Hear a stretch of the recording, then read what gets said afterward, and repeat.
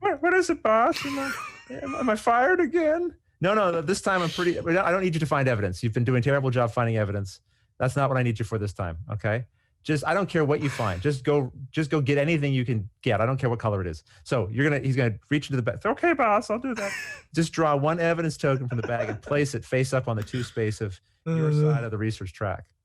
All right. So what did Bob get me?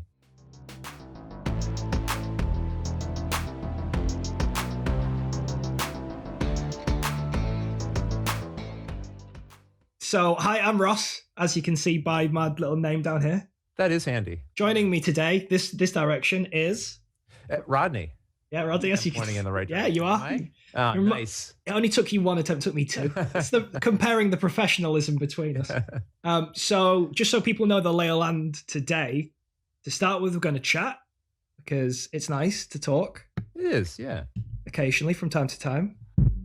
And then we're going to play a game. We're going to play Watergate. Yes, Watergate. I'm very excited about this, Ross. It's one of my favorite games from 2019. One of my favorites. So when I asked Rodney if he'd be kind enough to join me, he said, like, what do you want to play? And I said, well, what do you want to play? Because I want to make it fun for you. Yeah, that was nice of you. And he said, do you have The King is Dead or Watergate? And I said, I've got The King is Dead. And he said, well, let's play Watergate then. So we're playing Watergate today. I don't know what that was. I don't know if that was like me wanting you to buy more games. I don't know if I was like, oh, I don't want to make this too easy for you to have me on as a guest. Sure.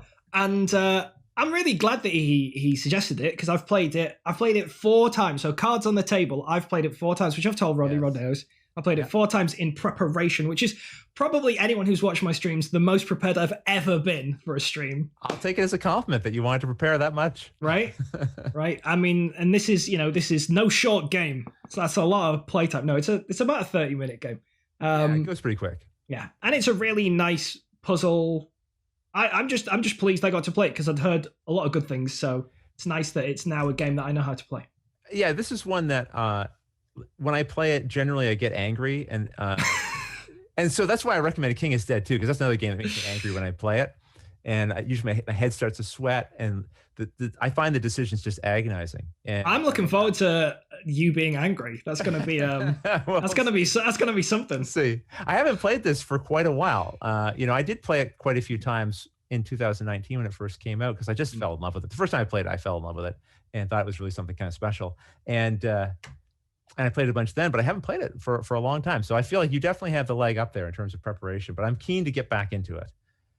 I mean, any concept that I have the edge here is is tenuous at best, maybe. Yeah, it's tenuous. Plus, this is an excuse I always used to use when I started streaming for Alicat, who I work for. Right. It's when I was running the streams, I would always be like, there's a certain amount of mental load that goes on watching the chat. Absolutely. And watching the cameras. Like my camera's here that I'm talking into, but I can see you on the screen here, and then there's a camera above me here, and there's a microphone over here. So I'm thinking, I need to start throwing my voice this way, but looking this way, but then watching the text. Seed sympathy. Yeah. Yes, exactly. Oh, I had a lot of cameras. Look, just to be clear, that's a lot of tech. There's a lot of tech here, Rodney. That's all I'm saying. I'm in my studio. I have a lot of tech. I mean, none of it matters right now, but I also have a lot of tech here. I mean, I could claim I'm distracted by all this tech. Well, you could, but everyone would be like, Rodney taught me how to play this game on his how to play video. So if you want to learn how to play this game, then watch the Watch It Played Watergate videos. It there. Yeah. It was very informative. So I feel like that's the master and I'm the student. But I am also Nixon in this particular game. That's right. You're going to play as Nixon. I'm going to be the press. Most of the time, I end up playing as Nixon, because a lot of times when I play against an opponent, they'll either want to be they don't want to be Nixon necessarily. Sure. Who does? Right. So I find it kind of a fun way to learn the game. We've got I just noticed that the brothers Murph are in there, and I just wanted to give them a quick shout out, because I know they played like a ridiculous number of games. 203. Everyone in the chat. Everyone in the chat. In fact, if brothers Murph, you could do this yourselves. If you do !SO and your handle, it might not pop up on the screen. It's a shout out for you, because they did 203 games this week, which is bananas. That's an outrageous amount of games. And outrageous, I agree. It's outrageous bananas is what that is. It's a banana split. I don't know. I tried to play through my entire collection, but I tried to do that in a year, not in a week, you know, and I couldn't do it in a year. I set a goal for myself. I kind of made it a public thing on my channel where any game I don't play within this year, I will give away at the end of the year, type of thing. Because effectively, it's sort of an indicator that that's not a game that's, you know, being played in my collection. And if I'm not playing a game at least once a year, what am I hanging on to it for, really? That's my personal philosophy around it. Speaking of giving things away. Oh, hey, segue. Hey, segue. Rodney is very. Oh, I'm okay. So let's do my charity spiel, right? So sure. Until the end of the year, I'm raising money for a homeless, or housing and homelessness charity called Shelter. Shelter, just here, is a UK-based charity. Which is if you have like housing issues, if you maybe you've lost your housing, things along those lines. They'll give you like legal advice and a bunch of different advice and support to help you. And you know, there's nothing, there's fewer things that are more important than having a safe space to call home, right? Anyway, so I thought that was a fine charity to raise money for until the end of the year. So all subscriptions, if you subscribe to this channel, which you know some of you do, or if you donate bits to this channel, I'll donate all of that to Shelter. But I have a Just Giving page, so if you do !charity, that'll give you a link to the Just Giving page, because what's really nice about that is every week anything you raise will get pushed directly to the charity, so you don't have to wait until the end of the year for them to get it. They'll get this money as soon as it's raised on a weekly basis. That's wonderful. I think it's a great charity. I want to see. So will that number update live here? Someone should go donate some money and we'll find out. Yeah, we'll see. I have already donated myself, so So Rodney, you're off the hook. You're off the hook. Somebody else is in here and they're watching. They haven't donated. This is a great cause, and you really should donate. And I think you do have some prizes too, right? Yeah. So that I'll reclassify that. They're not prizes. I'm just giving away board games every stream until the end of the year to encourage donations. They're not a requirement. No, you don't have to be a subscriber or a follower or to have donated to the charity. However, I'm trying to, bring about goodwill, both, through giving games away, but hopefully through people wanting to then, give money towards charity because it's a good charity and because of, the giveaway stuff. Hopefully it'll encourage a little bit of generosity both ways. Well, maybe if we can, I see it's at like, what, 734. It's like 70, it's pounds, Rodney. I live in England. Pounds, okay. Pounds. So if we get that to 800, I'll do a box flip here before the end of the stream. Well, there you go. Look at that. And it's normally I just have to impromptu bully Rodney into doing box flips when I see him in person. And you have. But I have done that. I have done that. There's a fun video of that. I feel like in terms of our friendship, I'm going to call it a friendship. You can choose otherwise. I mean, you can call it that. You can call it whatever you want. I'm calling it a friendship. Rodney will have his own take on it. But I feel like I regularly overplay my hand in terms of what I can ask. But, Rodney is way too polite to say no. And that's a piece of advice to everyone. If you show up around Rodney's house and they're just like laying the table for dinner, you just be like, "Oh, I haven't eaten yet. What are you having?" And he can't stop you. Like he'll just let you. I feel like you're life hacking Rodney right now. No, Ross, I'm trying to remember the first time we met. Was it Essen? I think it was Essen, right? It was 2018. Yeah, 2018. Yeah, because I had. Oh, we just had a donation. Stop you reminiscing. Someone just donated to the charity, and so that little bar may have moved a little bit. I don't know. Nice. I don't know what the donation was. I don't think the bar's moved yet because I think it was at 73.5% before. 73.5. Well, it is. It's now apparently it should be on 80%. When it might be on a little bit delay. Anyway, you were reminiscing, Rodney. I apologize. Yeah, I was just saying, like, I've been following you online. This is how like most of us meet each other initially. Is you see someone's work, you like something they do. And I just so people might not know. I'm just going to keep interrupting you continuously because It's not an interview. So I'm just going to be as rude as I want. It's a conversation, not an interview. And when I converse, I interrupt because I do it all the time too, man. I interrupt constantly. I'm a piece of shit. I'll ask a question to somebody, and just as they're about to answer, I'll go, but wait, because I'll have some other thought I want to just fire in. The thing that I was going to say is, so we actually touched on this earlier off stream, if there is such a thing. And yeah, I guess we were still online technically. We touched on that idea of what attracted us to the community in the first place, right? Right. So not everyone will know that you don't live like in the middle of New York City. You're not like this big city guy, right? No. You live out in the sticks, right? Yeah, I live in a small community, and so what would I compare it to? I don't know. How many? I'll look up how many people live in my area to give people a context, because I'm not even sure. Well, I'll thank some people for donations whilst you're Googling where you live. Thank you. I'll give you some time. I spent a lot of time in my basement. It's hard to remember where I That's live. true. Exactly. We're on 87% now, by the way, towards the charitable wonderful. goal.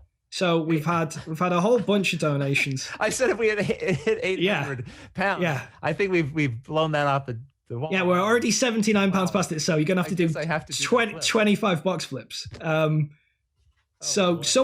just read out some of the donations. Some are private, some are public. So we had some of them happened a little while ago, so I don't know if I read them out on the day. So let's do it now. They deserve. Let's do it now. Exactly. Everyone deserves a shout out, right?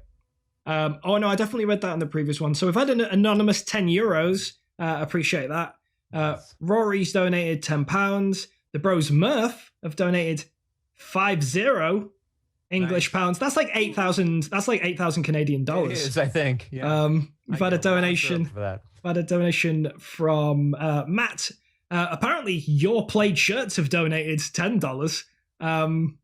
So that's pretty exciting. Rodney's plaid shirts donated $10. Okay, that's great. Anonymous have donated $50. Anonymous, the online hackers, the organizations. Look, they're doing good. Side, if anything, really, Thank you, Anonymous. Thank you very much, Anonymous. Let's keep the relationship at a distance, though. Board Game Feast have donated 20 Canadian. We've had a donation from another Anonymous, and Piet has donated €10. It seemed like there was another donation that came through whilst I was talking. To be clear, 20 Canadian is a lot, but I mean, it's really like about like 50p, I think. Yeah, it's one Cornish pasty, I think, is the conversion. I missed a lot of stuff that's going on in the chat. Let's find out, Rodney, what is the population of your abode? The population, according to the 2016 census of Montague, which is the little town that I live in Prince Edward Island, is 1,961. Okay. So I live just outside of Montague. And when I say just outside of Montague, I mean that it takes me about 20 seconds to drive to Montague. There you go. So I'm just... Is Montague where you go to that fish and chip shop, or... Yes, exactly right. Yeah. Stella's. Yeah. She moved, by the way. Oh, did she? She moved, which kind of broke my heart a little bit because she was so convenient to me. It's not that, again, I live on a small island, so when things move, it's all relative. It's a big deal, right? It's now I have to drive an extra minute to get to Stella's now, so it's not. I'm going to say thank you to some people. So yes, one of the ways that you joined us today is I decided it would be a good idea to have I don't know if you know this, Rodney, because Rodney did stream on Twitch some time ago, but I don't know if it's changed a lot. You accumulate channel points if people watch you, right? And channel points are like Disney dollars, except they're not real money. Unlike Disney, where you have to change money for actual. You can't change this for real money. No. Okay. Please don't try and exchange it with me. I will chase you away. So anyway, you accumulate channel points if you watch. And one thing, a channel goal I made, it was that you could spend your channel points towards inviting a guest on.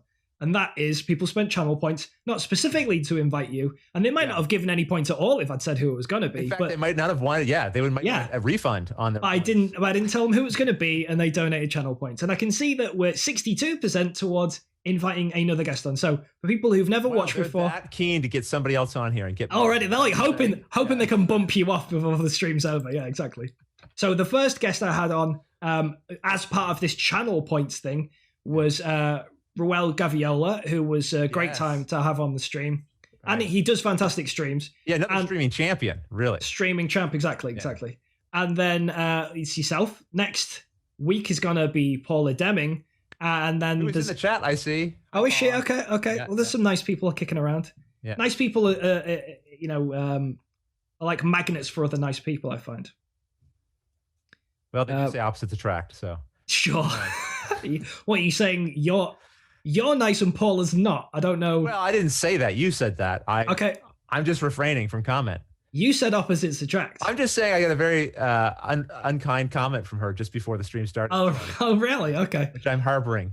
Well, you're not showing it, and that's great. You're taking the high road. Thank you. I appreciate you saying that, Ross.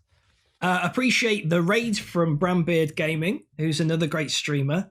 We just got like a whole heap of people in. I will try and pay more attention to the chat in a minute. Someone's asked how many box flips if we reach the target. Well, I should do at least one right now because let's do it. One back at like 800 European one box flip. Now this is I don't normally do this on demand, so I don't know what's going to happen. All illusions will be shattered here, I'm sure. But I also want to say Matthew Dunstan. I'm pretty sure that's Matthew Dunstan. It is, yeah. Dunstan. Yeah. Saying when's the vlog coming back? I don't know, man. I'm always this close to it coming back, and then something happens. But it will come back because I promised 100 episodes. We're only at 50, so 100 episodes will happen. All right. So let's just pretend. Hi, welcome to Watch It Played. My name is Rodney Smith, and in this video, we're going to learn the 2 to 4 player game. Watergate. Darn you, boss! You betrayed me. If that's how well he plays Watergate, I'm in with a chance here, people. That's all I'm going to say. Well, I didn't drop it, so there's that. You didn't.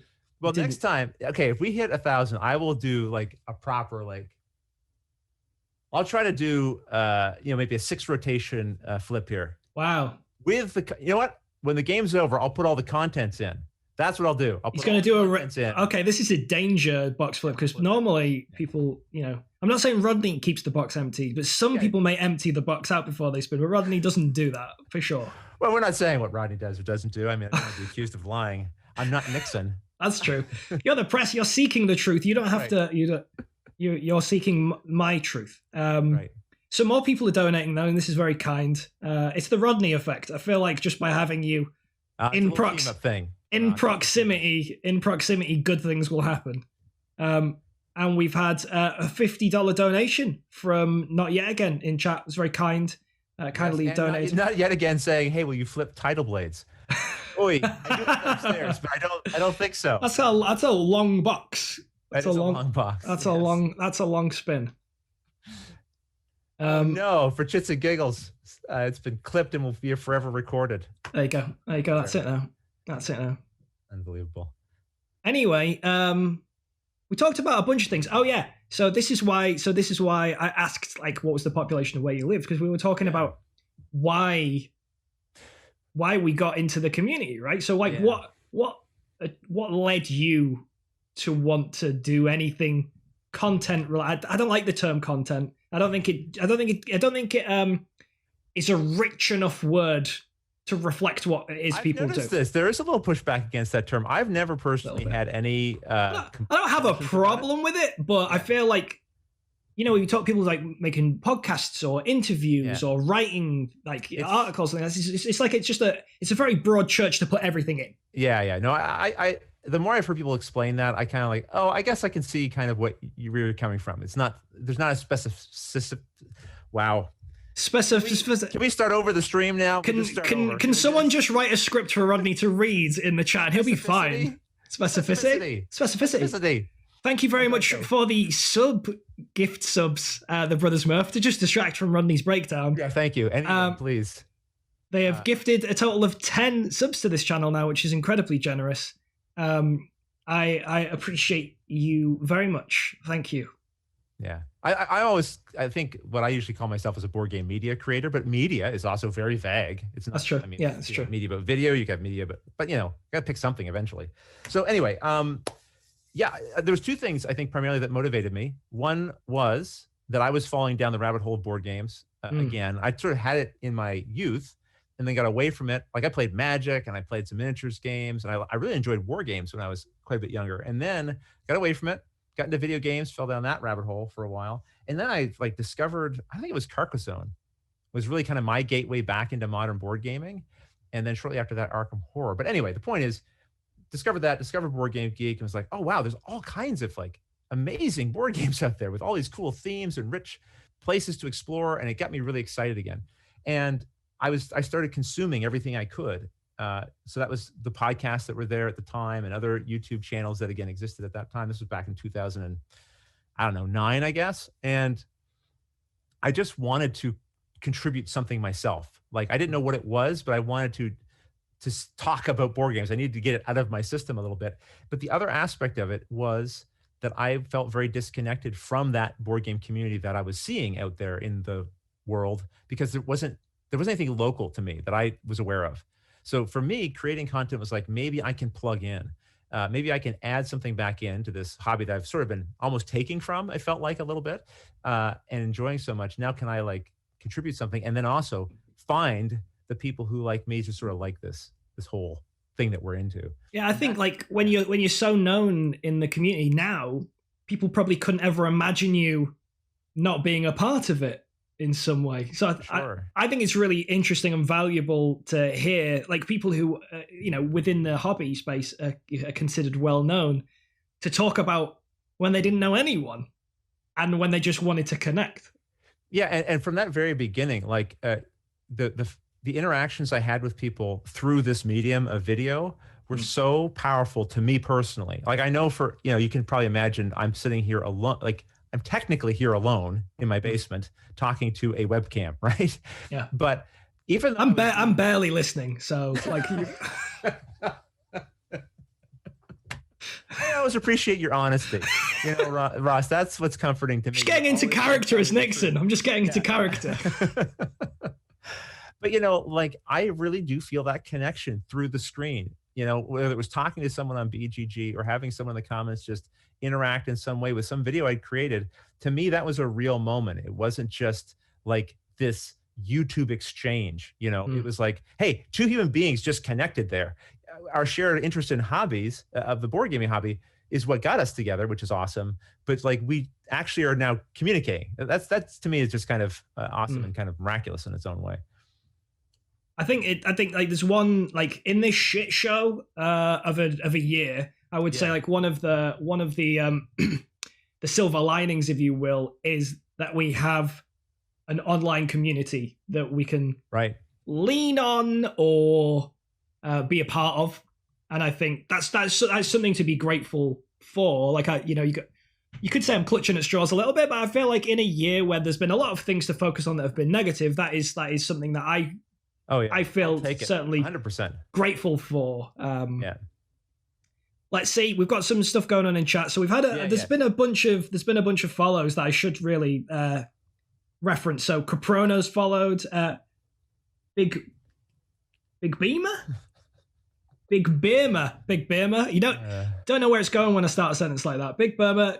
G Things Are Happening followed. We've got nice Pudge88. We had a great name, Craptastic, started following. So that I don't know if that's like if they've made that account just because of this stream, and they're like this. Right. I would call Ross's streams Craptastic. That would be a good metaphor for them. Fantastic, yeah. We've got I don't know. I'm bad at pronouncing a lot of things. So we've got Drassager. Not sure how. I apologize if I mispronounced that. And Ividel subscribed, so I appreciate all of those things. Well, Eclectic Camel, maybe someday, mentioning that maybe we'd like to meet at some point, because obviously a lot less travel this year than other years for meeting people in person. But I think what you said is right, Ross. Like because of the relationships we fostered online, and sometimes we've been able to also foster in person, that is like a very valuable thing later. I sometimes think I think my wife sometimes is a little envious of that. I'm in a place where I have a larger social circle now. A lot of it exists online, but because of board gaming, right? This hobby has put me in touch with a lot of people that way, and I feel very fortunate about that. It's a strange thing. I'm fortunate that my partner views it in a very positive way, because you could see it as like a whole other life, because there's so many people. There's so many people as part of the community. Like if you think when you go to a convention, how many people you see there that you know to say hello to? It's a lot. Right. It's a lot of people. Yeah. And that's something to be incredibly grateful of. But it's also something that if you're not part of the hobby, that you It's like a whole group of people that they don't know about that they never see. Sure, yeah, absolutely. Jess is saying, I remember my first meeting with Rodney last year at Gen Con, and he was super genuine to take 5 minutes to talk to me in the exhibitor hall. That memory has stuck with me since then. And that's Rodney through and through. As the 5 minutes turned up, I said, sorry, that's 5 minutes. We're done. He does often have an alarm set. Several alarms. No, that's very nice. That's very kind of you to say. It really means a lot. It's really nice to meet people in person because, obviously the only reason any of us get to sort of do kind of what we do, especially if you're kind of doing it on like a long-term, maybe even quasi-professional basis, is people watch and enjoy something you're doing, and to be able to meet those people in person and say, hey, this means a lot that you find something of value in what I'm doing, because it means I can and should keep doing it, right? It's a very nice thing. Another thing we spoke about previous to the stream earlier on when Rodney was having a tech-related meltdown. That's it's a sad scene. That's actually a fair assessment of what was going on. Yeah. But we talked about creating, like, inviting spaces and spaces that seem welcoming, and how that's so important for making people feel like they can be a part of a hobby. I'm just going to thank for some people donating, because we're now beyond my original goal, which was £1,000. Which you do that. I've got to go grab something while you do that. You grab whatever you need to grab. This is professional. Yeah. So thanks to Eclectic Camel for the donation. Sass Panda Ben as a combo. Olivia Ross twerking for charity on my stream now, which is I'm not going to get to see it, but I appreciate it. 1234 from Marky Mark. Emma Plays Green and Russ. Thank you all for the donations towards charity, which is obviously much appreciated and going to a good cause. Rodney's back. What's happening, Rodney? I saw in the chat here, Brambeard Gaming wrote, my main connection with Rodney is that we made strike dice together for Marty of Rolling Dice taking names with his face on them. I loved doing this. Marty and I have an ongoing feud about a strike. I claim that it's very clearly a game based on gladiators fighting in an arena, and he claims it is nothing more than dice in a bowl. And so we, Bram did the great effort here. But we created some strike dice, okay? Now, they look like your standard strike dice. Sure. But you'll notice on one side, the one is actually Marty's face. It's probably a little blurry here. It's a little hard to see. It's a little hard to see, but there is Marty's face on there as the one. And I'm not saying it's my most prized possession, but it's certainly one of them. That's nice. Along with, look at this awesome custom. If you don't think Strike is a game of gladiatorial arena combat, look at this awesome strike arena that, again, another very kind viewer made and sent over. I love That's impressive. Yeah, it's really good. Thanks to everyone. So I'll just say thank you to everyone for helping me hit the initial goal. Obviously, I'm going to extend the goal. We did it. That's what happens. That's what happens with, I'm not going to be like, that's it. No more money for charity. Guess we've done it. Your cutoff. It's like running. It's 5 minutes. Yeah. That's it. The alarm's going, that's it. Charity's got all the money it needs this year. So I'll be extending the charity goal. I'm not going to offer anything more for that. This is for charity. Like, that should be enough for you all. But we will be doing giveaways every stream until the end of the year, regardless.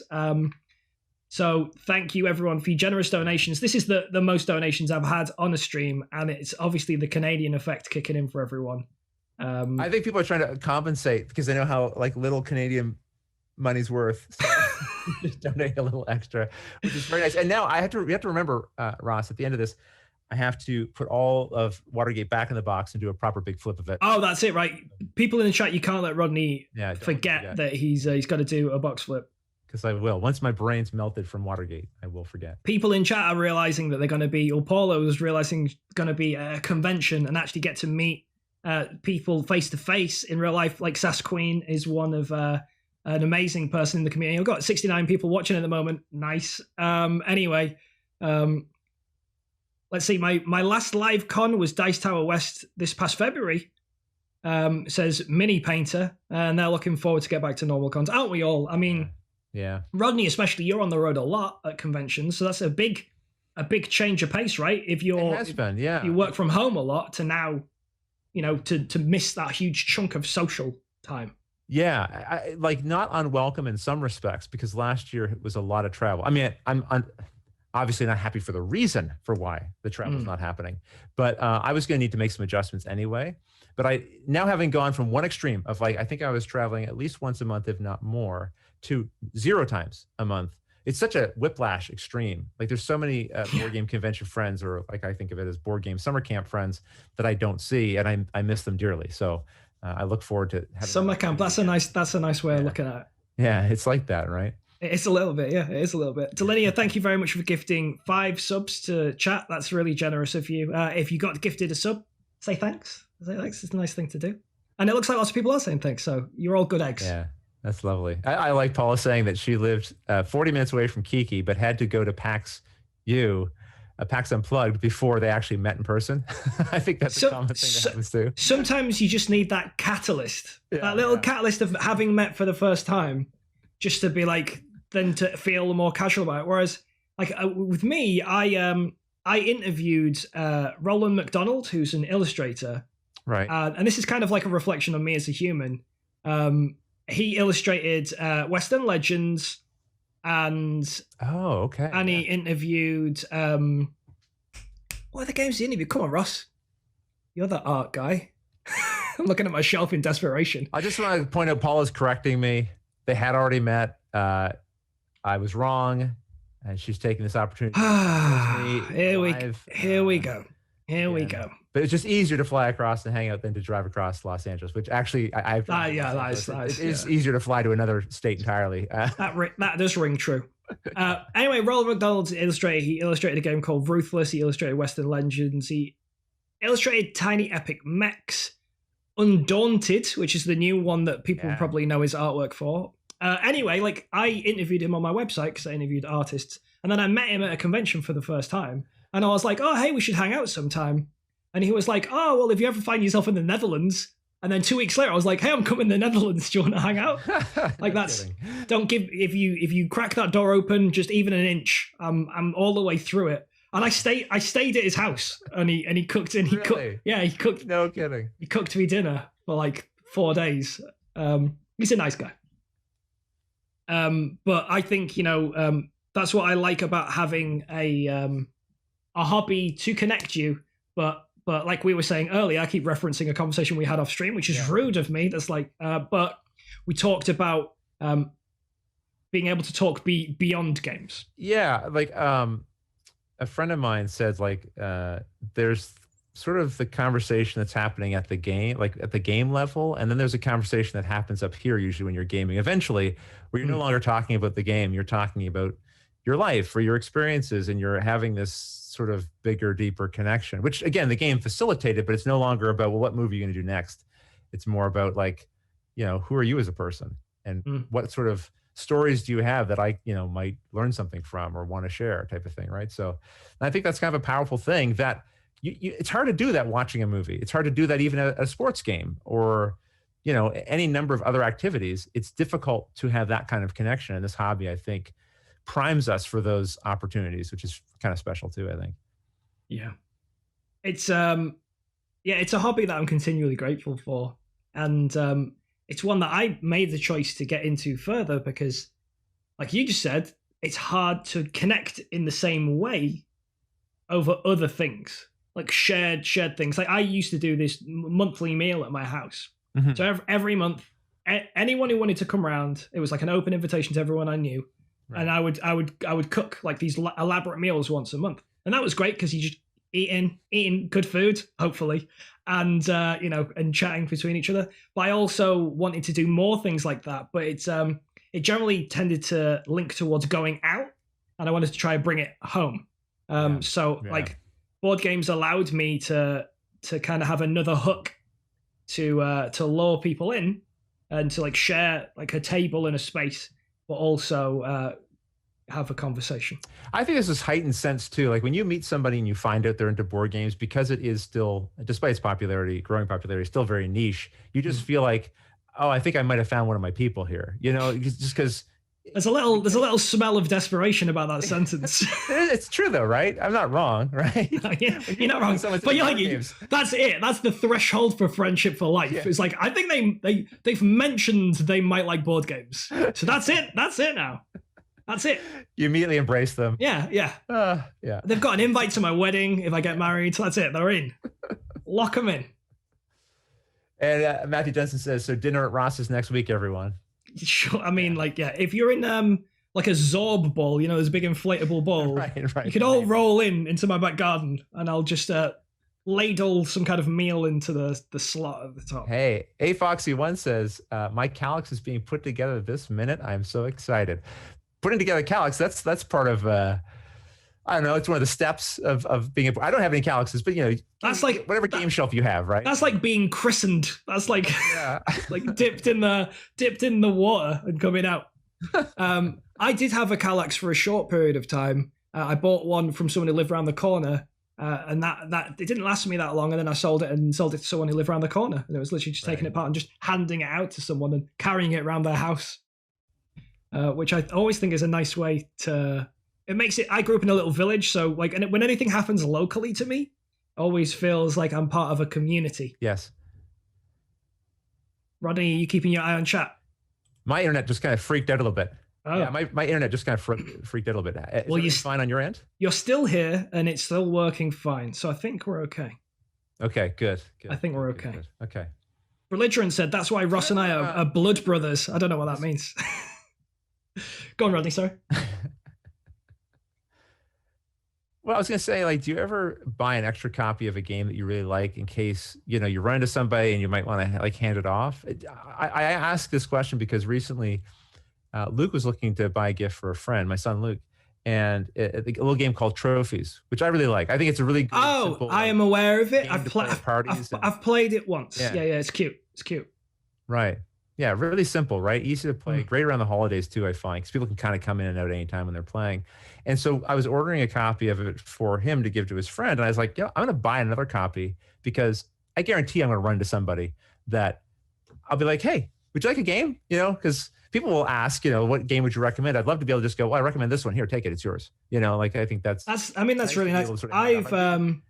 I've bought newer versions of games and given the older versions of the game away, but I've never bought two copies of a game. Like, say, for example, Jaipur recently got an art. So, like, the original game, it looks great. There's nothing wrong with it. Really nice color, really nice pink insert. No, of course. Great two-player game. We've never played Jaipur. Highly recommend it. Really easy to get into, really but it's got enough there that it keeps you coming back. But there's plenty to think about in that game. That's a great one. Yeah. But they did a new version, and Vincent Dutray, who's an illustrator I really like, did the artwork of it. So I got the new version, and then I gave the old version to a friend. And I had Ganz Schön Clever, the dice roll and write game. Yeah. I had that in German, and then I bought it in English, and I gave the German version with English rules, obviously, to a friend. So it's like if I trade up, but I don't often get two of a thing to give one away. No, that's a good example. I had the same thing with The Mind. I had a German version and I gave that to somebody, and then when I got the new English version, that's right. We've had a follow from the Dicey Review. Thank you very much for joining us. Yeah. And we had a follow from Games in BW. I don't know if that's a location or if it's like black and white. They only play games in black and white. Monochromatic games. Night of the Living Dead would be up your alley then, I think, because I think that is black. I would like to try that. Yeah, me too. I mean, I have played Zombicide, but I'm curious to see what, if anything, that version changes or adds to it. It's black and white. It is black and white. Yeah. So Rodney's kindly said that he'll donate a game. That's right. Worldwide. We'll be doing like giveaways during the stream anyway. But Rodney's, what have you got to give away? Well, I have got this. Still in shrink wrap. Perfectly wrapped. Perfectly wrapped. I mean, the shrink wrap's here. Ross, yeah. I'm such a dummy. So I got a copy of this because I did a tutorial video for it, right? Yeah. But I also backed the Kickstarter. So it arrived, this along with the other games in this series, Chronicles of Crime. This is the 1400 one.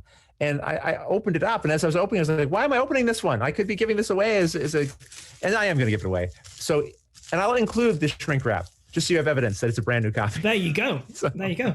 Rodney will even include the shrink wrap. That's right. I'd love to send this away to somebody watching here. So however you want to make it happen, worldwide's fine. I'll ship it wherever it needs to go. Let's do a giveaway right now while we're all talking. Yeah. So we'll do Rodney's game now, and we'll do another giveaway in a little bit, because I'll be giving away some games as well. Because Rodney, I'm not going to let Rodney up. Know. Oh, go on. Just so people know, although it's Chronicles of Crime, and Chronicles of Crime is a game that's already been out, this is a standalone. You don't need anything else you can play right out of this box. As long as you have an app, you need the app to go with it. And again, that's free. Paula can vouch for it being brand new. Right. Yeah. I think she was there when I went, what am I doing? Why am I opening this? in case anyone was doubting Rodney for his honest nature, we've got verification in chat that it's true. So let me set that up then. Let me set up a little giveaway now. Sure. Just okay. We'll do giveaway for. I'm giving away a bunch of games, but it depends on what location you live in. Nicole. I heart museums. Canadians never lie. Never. Canadians never lie. So unless it's in a game. Sometimes in a game, maybe. But that's true. Magic bubble, right? In a bluffing game, maybe. Yeah. So we're gonna give away Chronicles of Crime, which is a standalone version, 1400, right? Which is like that's right. Olden times murders. You know, it's funny. So I did a tutorial video and I got a comment on it. Someone said the QR codes on the cards broke the immersion for them. I never even noticed it. But I mean, it's true. Like, you've got QR codes on a bunch of medieval looking figures. Sure. You're using your mobile phone to scan QR codes in medieval times. What's wrong with that? What's wrong with that? I'll be honest, it never even crossed my mind. Maybe it's my capacity to just like drop into the theme of a game, like say Strike, which is clearly gladiators in an arena. Sure. You know, I just, that stuff just falls away from me. Normally when I play games, I imagine I'm just a huge giant god that's just moving resources around the landscape. To you, it comes very naturally to me. But as soon as you throw a mobile phone in, I'm like, well, that's this whole concept just blown out of the water. It doesn't work for me anymore. I can believe I'm a giant god.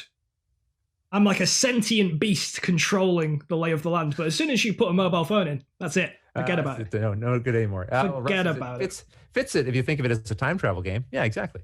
That is true. All right, so I'm going to start. There'll be an announcement in the chat. I'm going to interrupt you. Daryl with 1R says, "Speak for yourself. When playing 1400, I use my medieval tablet chiseled out of stone." Very good. I appreciate that. Sticking to the theme. All right, we've got a giveaway going on. This is for Rodney's copy of Chronicles of Crime 1400. You just got to say #moose in the chat, and I'm seeing some meese. Oh, it should be, and I can see entries coming in. We're up to 13, 14 at the minute, nice. 15, 16, 17, 18. I'm going to stop counting. 29. Yeah, it's probably unnecessary. Yeah, I think, It's your channel. Do what you want to do, man. And that's the kind of Rodney, that's the kind of content my viewers appreciate. I don't know about your viewers, Rodney. They hate it when you have Watch It Played. They have Watch Ross Count. That's what they all come here for. Look, there's something for everyone. There is. So we'll let that run. We'll let that run for a little bit. Sure. And in a moment we will get ready for the game, I guess. Baby. For a game, Rodney's got his cards ready. I got my cards ready. Confidential. Confidential deck.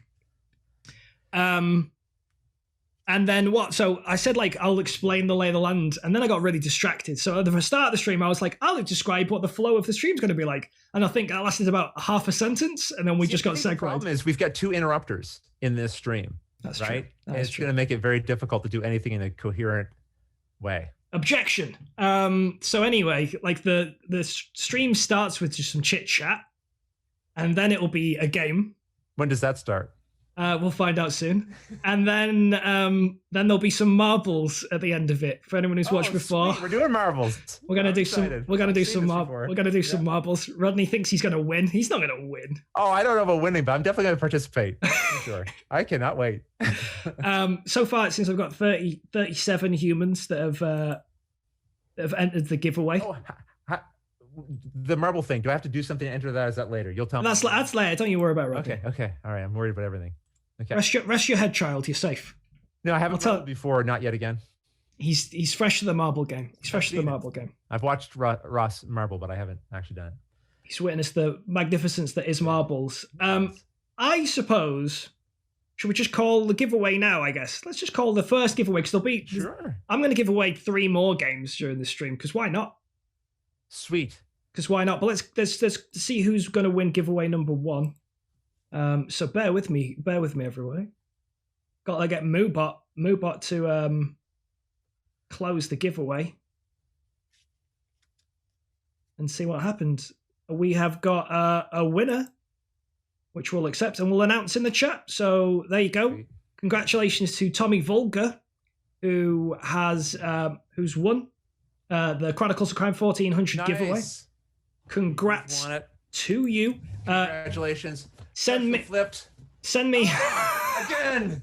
Darn you, box. send me a little whisper. I'll write the handle down as well, but send me a little whisper so I can get your deets, Tommy. Never flipping another box. You've killed it here. He's never gonna flip again. No.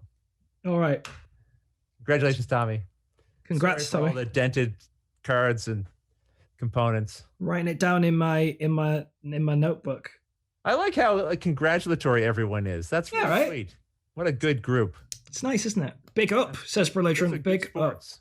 Good gamers. Oh my gosh, chat is popping, says iHeart Museums. chat is popping. We've had another donation to Just Giving, so let's just quickly see what's going on with that. We've scorched past the goal now, and we are on 101%. Yeah, that's sweet. Thank you to A.R. Smith, which is Andrew. Thank you, Andrew, for the donation. Let's Thanks, Andrew. we'll be giving away a couple more games in a bit, but let's change camera view to bring the game into shot. Okay, right. Yeah. Sure. Here we go. Watergate. Has it happened? Watergate. That's a game. Oh, it's happened. There you go. There's a little bit of a time delay, which is why it will have to. People. I'll say on my end, it's negligible. Yeah, I was able to say that word properly, unlike specificity. Congratulations. Thank you. So Watergate. I'm not going to make you explain it, but you can certainly pick me up for things that I miss in my rules explanation. Yeah. Unless you really love. No, at first I want to compliment you on the layout. That is lovely, beautiful. I love it.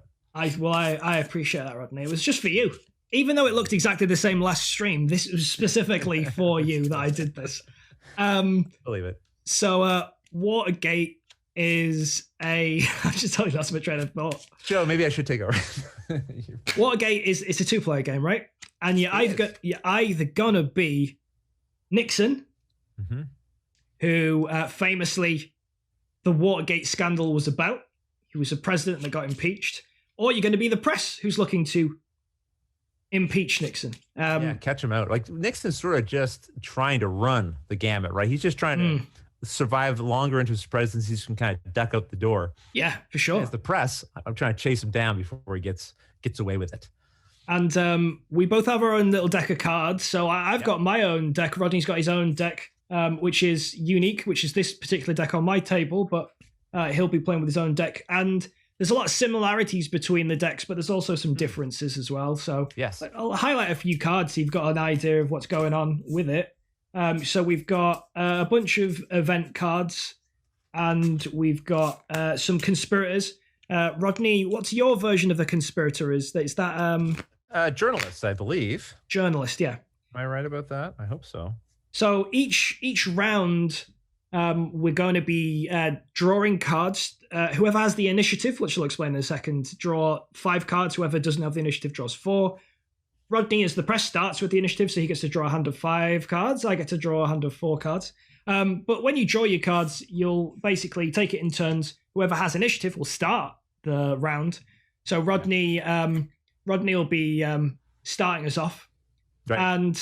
And what you do is you basically choose a card from your hand and play it. You can either play it for what's in the top left, or you can play it for the event or the text, which is basically the bottom half of the card. In the example of using the top left, you will be able to move evidence, which are these little tokens that we're trying to gain to place on this big evidence board that you've got in the middle of the board here. So there's all these. I'm enjoying the chat while you talk. You read the chat. People are talking about the history of Nixon, and Cone dude's like, "Hey, spoiler alert."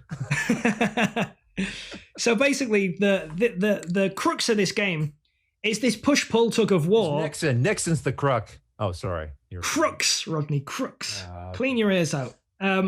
So it's a push-pull of trying to gain momentum, which are these red tokens. If I can gain 5 momentum, I just straight up win the game. As soon as that happens, bang, I win the game. What Rodney's trying to do is Rodney's trying to connect evidence from these different informants around the edge of the board who he'll need to add to the board in an information web to Nixon. He's got to pin 2 different informants in terms of the information they give to Nixon, and that's through these little tokens here, which are the pieces of information. And when I talk about a push-pull, that is, I'm trying to get the information to my side of the board, which means I'll gain it. And Rodney's trying to get the information to his side of the board, which conversely, in this circumstance, is towards me. Yeah, the bottom side of it. Yeah, Rodney's the bottom here. I'm the top part here. And if Rodney gains it at the end of a round, once you've played all of your cards, you gain what's on that side of the board. So in this case, he would keep initiative. He would gain some momentum, which he would put on his little momentum track, and his doesn't win him the game. It just gains him some little perks along the way. And initiative is how you draw more cards. And depending on where these tokens, the evidence tokens, end up, that'll determine how things get put onto the board. So at the end of the round, we'll be adding these tokens to the board. And if I've managed to gain them, I'll add them face down, and that acts as a barrier towards him gaining access to his informants. If Rodney gets them, he'll be using them as ways to connect the information towards Nixon. Right. Yeah, for me to draw a connection, I can take any circuitous route I want, but they have to go from the person I've put on the board with face-up tokens all the way to Nixon. In some way, they have to connect, right? So they can go change colors, like Rodney's saying. You could go green to yellow. You could do a loop-the-loop if you really wanted. It's not a great way of getting there, but you know how. If you block off a path, I might have to loop around or something, right? Yeah. So the idea behind it is you're trying to connect. In this case, McCord. You'd have to add McCord, which is an event card you can play to add James McCord to the board. To create like an informational chord, and that's all I'm going to do there. Anyway, but the idea is if Rodney can manage to achieve that 2 times again instantaneously, that's the end of the game. There's no we just play one more round, or we just play to the end of the round. No, that's it. So you've really got to be on. I'm going to print with that info. Once exactly. I've got 2 secure sources. We're printing papers the next day. Straight away. It's verified. It's cross-checked. Straight to print. So that's the gist of the game, and the rest of it you'll kind of learn as we play, I suppose. I think so. I mean, one thing to maybe point out is it doesn't matter where the token is on a person's side, as long as it's on their side. That's true. It's yours, like whether it's on the 1 or the 5. But you know, the deeper in, the harder it is for the person to pull it back. So that's why you might want to push something deeper in. And also, I think as soon as a token hits the 5, you claim it right away. So things will stay on the board until the end of the round, unless you get that piece right to a 5. Then it's yours right now. Yeah, there'll be a back and forth like that. Tug of war is you're going to see that a lot in this game, and it may seem often that there's not this huge change in game state. You just see these minor, like Rodney will put something. I'll put something to a 1, and Rodney will go, okay, I'm going to move it 2 this way, and I've put them face down at the minute because I've just set them up, but there'll be a minor little push back and forth. That's right. Ruminant Moose says this game gets a 0 on the cow scale. I don't know how you. 0 out of 10. I don't know how I don't know how cows. Cow scale. How do cows score board games? All right. So Rodney's gonna draw a hand of 5 cards. I'll draw a hand of 5 cards. I've just drawn 5. I'm gonna have to take a look at these, I guess. So just quickly, the anatomy of the card. So in the top corners, you'll have a number, and that is how much you can move a evidence token of that color. And you want to move it towards you, you want to move it towards your side. In this case, away from me is where I want to get it. And Rodney wants to move it towards me. I suppose you could imagine, like, thematically in this case, because we're kind of breaking how you would sit around the table, is by him pushing that evidence towards me, I suppose he's making a connection. And by me pushing the evidence away, I'm creating distance between me and the evidence, if you want to have a thematic hook. Anyway, in this top corner, it'll show you the color of what evidence you're allowed to move what. Or you can move one of these little tokens. This is the white one's the initiative. The red one is momentum. Momentum is how I win the game. So Rodney wants to stop me getting too much momentum. That's key to Rodney staying in the game. The bottom half of the card, you can choose to use these events. They're normally one-time things. And by using this event, you normally remove the card from the game it goes. There are cards that are conspirators or journalists, in Rodney's case, and they don't get removed from the game. You can use the information on the bottom of the card, and it'll have an ability that'll be beneficial. You can see there's 3 different colors of evidence in the game. There's yellow, blue, and green. So the way it works is I know what these evidence tokens are. I know what the evidence is that Rodney's trying to find. So part of Rodney's turn is he'll be asking me, hey, if you got any blue evidence here, and then I'll have a little peek. And if there is, I can't lie about it. If there's more than one, I just reveal one, whichever one I choose, and then it'll move in the direction that Rodney wants it to. And say, for example, if I want to move a token and it's blue, I have to use a card with a blue on it to be able to move that blue piece of evidence. You can't just move anything with anything. Yeah, it's same for me. If I want to move a blue one, I have to have a blue moving card in my hand, but I don't know if there's even blue there. And that's one of the things I like with this game. So let's just say I say, hey, is there a blue? As I play my card showing a blue token. If there isn't, it's not like my turn's over. I then get to use that value instead to move momentum, initiative, or another blue token if there's one that's face up already from before. Yes. Yeah. A good tactic can be to ask for a blue one turn, move a blue, and then ask for blue again in the same spot, because you can at least move one blue, right? But you're fishing for more. Right. And getting a lot of evidence of the same color is really powerful because that'll get you towards your informant quicker. So again, you kind of want to not let someone get too much of a particular color, if possible. Yeah. We've also got some wacky cards in our deck that allow us to do quite powerful things like remove evidence from the board, or flip tokens, or things along those lines, which are one-time effects, but they do a powerful job of affecting the game state. Right. All right, I'm going to draw some cards. Yeah, I really appreciate you going kind of through those rules. It gave me a chance to kind of look over what I have in my hand, so I'll be able to take a slightly more efficient turn. I need to. Rodney's going to be starting, so that buys me a little time to look at my cards. Absolutely. Now, when I play a card, would you like me to hold it up to my webcam potentially, so it can? Oh, maybe you could say. Do you want to say the name of it? This is going to be a little. Name of it so that you can. Maybe I should try and alphabetize these. Yeah, actually, it's funny. There's numbers in the bottom right-hand corner. Oh, is there? Actually. Oh, that would be good. So let me put them in numerical order. And you just continue whatever you're doing, and I'll put these in numerical order. I kind of know one thing I want to do for sure. I think I know 2 things. So I'm gonna play a card right now. It's called the Smoking Gun Tape. It's card number 32, if you're looking for it there, Ross. And I'll just show it here. Not got to it yet, but you keep going. Which people should be able to see, hopefully. I'm going to use it not for the event. It has a pretty cool event here. I'm going to use it for the number instead. And Ross, I think you probably said this, but if you use it for the event, most times it gets discarded. So it's like I'm thinning out my deck. I'm losing this card for the future if I use the event. And it's a great event. I might want to use it later, but I'm not going to use it for the event this time. This one, I'm just going to use it for the number. And again, the number here is 2, and it shows a green evidence token. So I can either ask for, hey, is there a green evidence token, and try to move that, or I can pick either the red or the white token and move that one 2 spaces towards me. What do I want to do? That's a great question. I know I picked out that card. I don't know what exactly. All right. I got it as well, 32, for anyone who didn't see that. Yeah. It's this card, Smoking Gun. That's the one. All right. So I'm going to use it again for the 2. I'm going to ask you, do you have a green evidence token? Well, let me have a look. Let me have a look, sir. Let me have a little peek. And so even evidence tokens it can be solid green, it could be green shared with another color. As long as it has green on it, he could pick either of them if there's more than one. But if there's at least one green there, he has to reveal it. No green, Rodney. There's no green at all. Yeah. No kidding. You heard me. No green. Well, that's kind of interesting in a way, because now I know something, right? I do have some information there as well. I'm going to have to pick one of these tokens to move instead. I will move the momentum token, the red token, because that's the one I really don't want Nixon to get. So if you could move that 2 spaces towards me, I will then put this card in my discard pile. Yeah. So that's the gist of how the push and pull works. We've just been raided, by the way, which is what it's called when another channel brings all their viewers to your channel. So thank you very much for Ruel. Thanks for joining us, Ruel. What have you been playing? Hey, Ruel. What have you been playing on your stream? We're playing some Watergate. Thanks for joining us. Supposedly, we're on 92 viewers. Mine says 76, but I'm not going to call you a liar for jizz and giggles.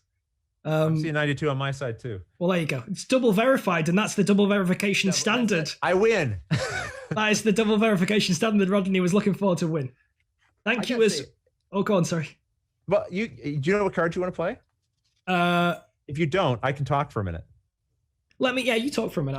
I'll talk for a minute. I want to just point out something I love about the rulebook, and it's also sort of my great shame as well, because I really do like this game quite a bit. And one of the things I liked about it is at the back of the rulebook, it gives you a really nice history of this whole era and what was going on, but also with each single card. So when you get here and you see the card and you see all this text, that's not rules text. That is just saying, hey, here's some interesting backstory. Here's how this character or person fits into the Nixon story at the time. Now, sometimes there'll be this little breakout box. This is a little rules clarification, which is nice and handy. But if you really want to learn a little something about the history behind this, it's all here. And then beyond the individual cards, they give you sort of like an overarching, hey, here's like the overall story of the time. And I really wanted to read this, and I haven't. And if I was a better guest, I would have read this in advance so I could drop in some little nuggets of historical interest here. Well, I'll have to leave that to our viewers instead. Sure. If anyone, you could probably download the PDF of the rulebook online. It's a rich, vein of history. That's a weird way of describing it. But you could. I was thinking in mining terms, like in terms of like there's a seam. Yeah, mining. That's right. Vein that way. Sure. Exactly. I get you, Ross. Me and Rodney are on exactly the same page. I'm going to play a card. Let's just distract from that previous sentence. So I'm going to Silver Metal Tavern. I will come back to your Twilight Struggle comment in a moment. I like that comment. So go ahead. Rodney's doing a better point. He's better at keeping up the chat than I am. We're tag teaming. Okay. Boom. I've just played a card, not for the event, but I've played it for the numerical value in the top corner, which is a 2, either moving a yellow research or moving the influence or momentum. I'm actually going to move the influence a little bit. Something that we didn't mention, also actually. The initiative, but it's your channel. Sure, I will call it influence or initiative, whatever, Rodney. What I was going to say is if that token stays in the okay. If that stays in the middle at the end of the round, that does mean that the initiative would flip to me if it hadn't been moved. That's true. So you can't rest on your laurels to maintain initiative. Right.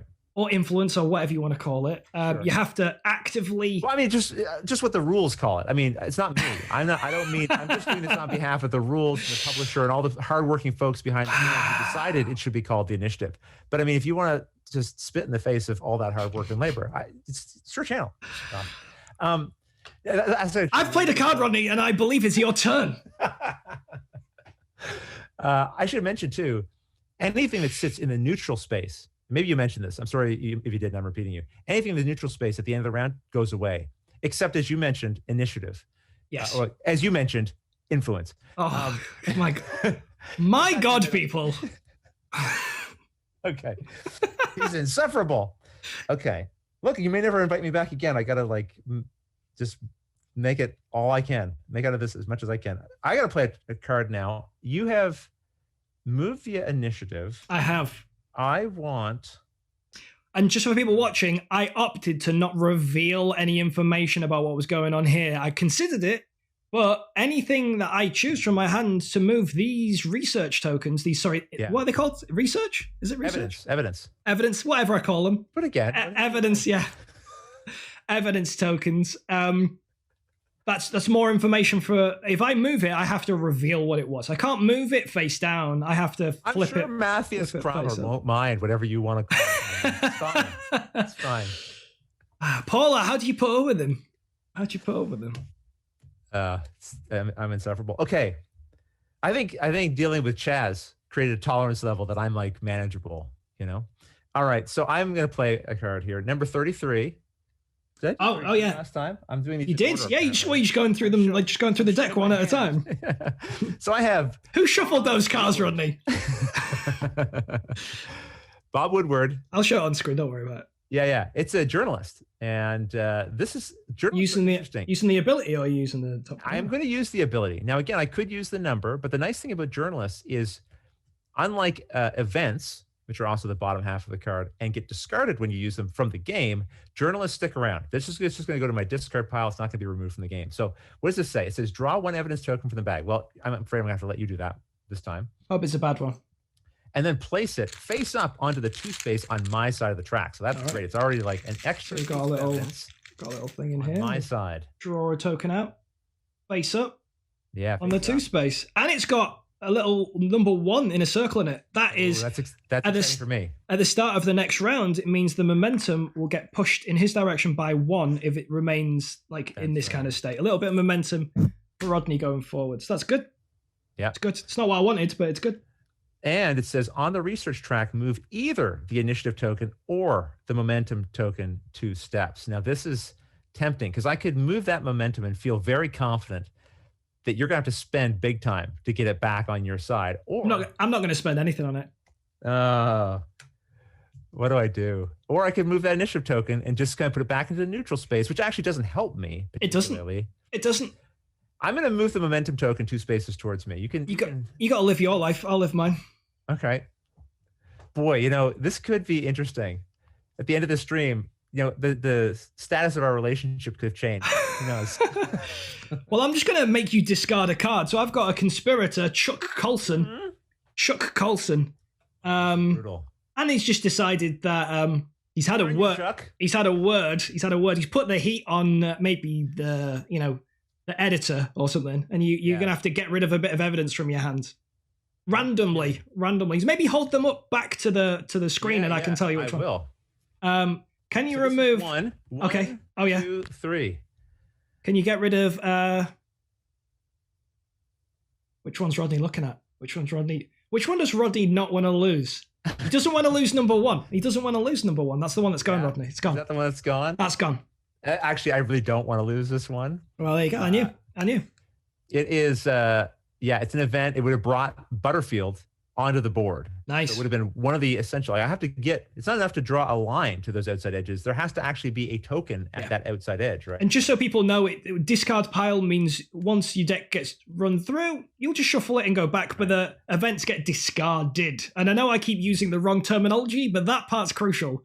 The discard pile, removed from the game. Yeah, some cards get booted right out of the game, and some of them do not. All right, and it's still my turn.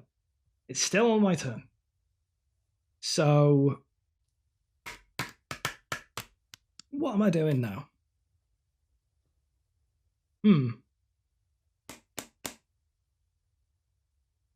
What I might do, just to give you a little something to think about, Rodney. Yeah. Is I'm just going to go ahead and just play Operation Gemstone, but not for the event, just for the one. And I'm just going to move the momentum token like that. Just one. Just gonna pop it on the number 3 spot. Just to give you something to think about. See, that's concerning because nudging it 1 space when it's that deep in enemy territory. 1 space suggests you're going to come back and move it again. 1 space. I don't want to say you can read whatever into that you want to. I'm just popping it on the 3 spot. Just have a little think about that. Yeah, just have a little think about it. I don't like this. So hold on. You know what? No, it's fine. I'll let you do that. I'll let you have your moment. Rodney's got more cards than me, so he'll get to play the final card of the round. I don't know. No, but that's the thing. You made me discard one. But then I went again. You've got 2 cards left, right? And I've got 1. I do have 2. You have 1. Okay, so you'll get the last say. That is a big deal in this. Having the last turn is quite a big deal. I'm going to play number 40. Number 41. I will play number 41. Oh yeah. This is the system works. Does it? I'm not actually going to do the event. I'm just going to use the number again. Oh yeah. Everyone is like, hey, these events, they seem like the more exciting part. Yeah, don't worry. We'll start using them soon. The events are great, but they burn the card out of your hand. So you kind of timing's important. Very much so. So this one, I'm just going to move 1 space. I'm going to move the momentum token, the number 1, 1 space. So that little red token, you nudged 1 up. I'm going to move it 1 back. All right. I see how it is. Yeah. Dutch Yoda says, wow, I'm away for half an hour and you reached your goal, the funding goal for raising money for charity. Yes, that's correct. Should I leave? Should I leave again? Yeah, that's right. Dutch goes, I left for a half hour and you've taken 1 turn in the game. Yeah, well, it's complicated. This is complicated stuff. No, we're doing good stuff. And by the way, just because we hit the goal doesn't mean we can stop. We have to stop there. Agreed. It'll keep going past 100%. We already are past 100%, right? Well, I'm just gonna bump the goal up. I'll just bump it up. Yeah, nice.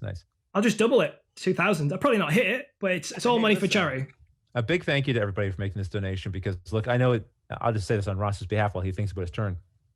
A lot of people, money's tight. This has been a rough year for a lot of folks. And so giving that little extra amount to help other people, that's a big deal. And it's certainly appreciated by Ross, of course, but of course, by the people who are going to receive this, appreciate it too. So thanks for your generosity, everyone, while we sit here and just play some silly games.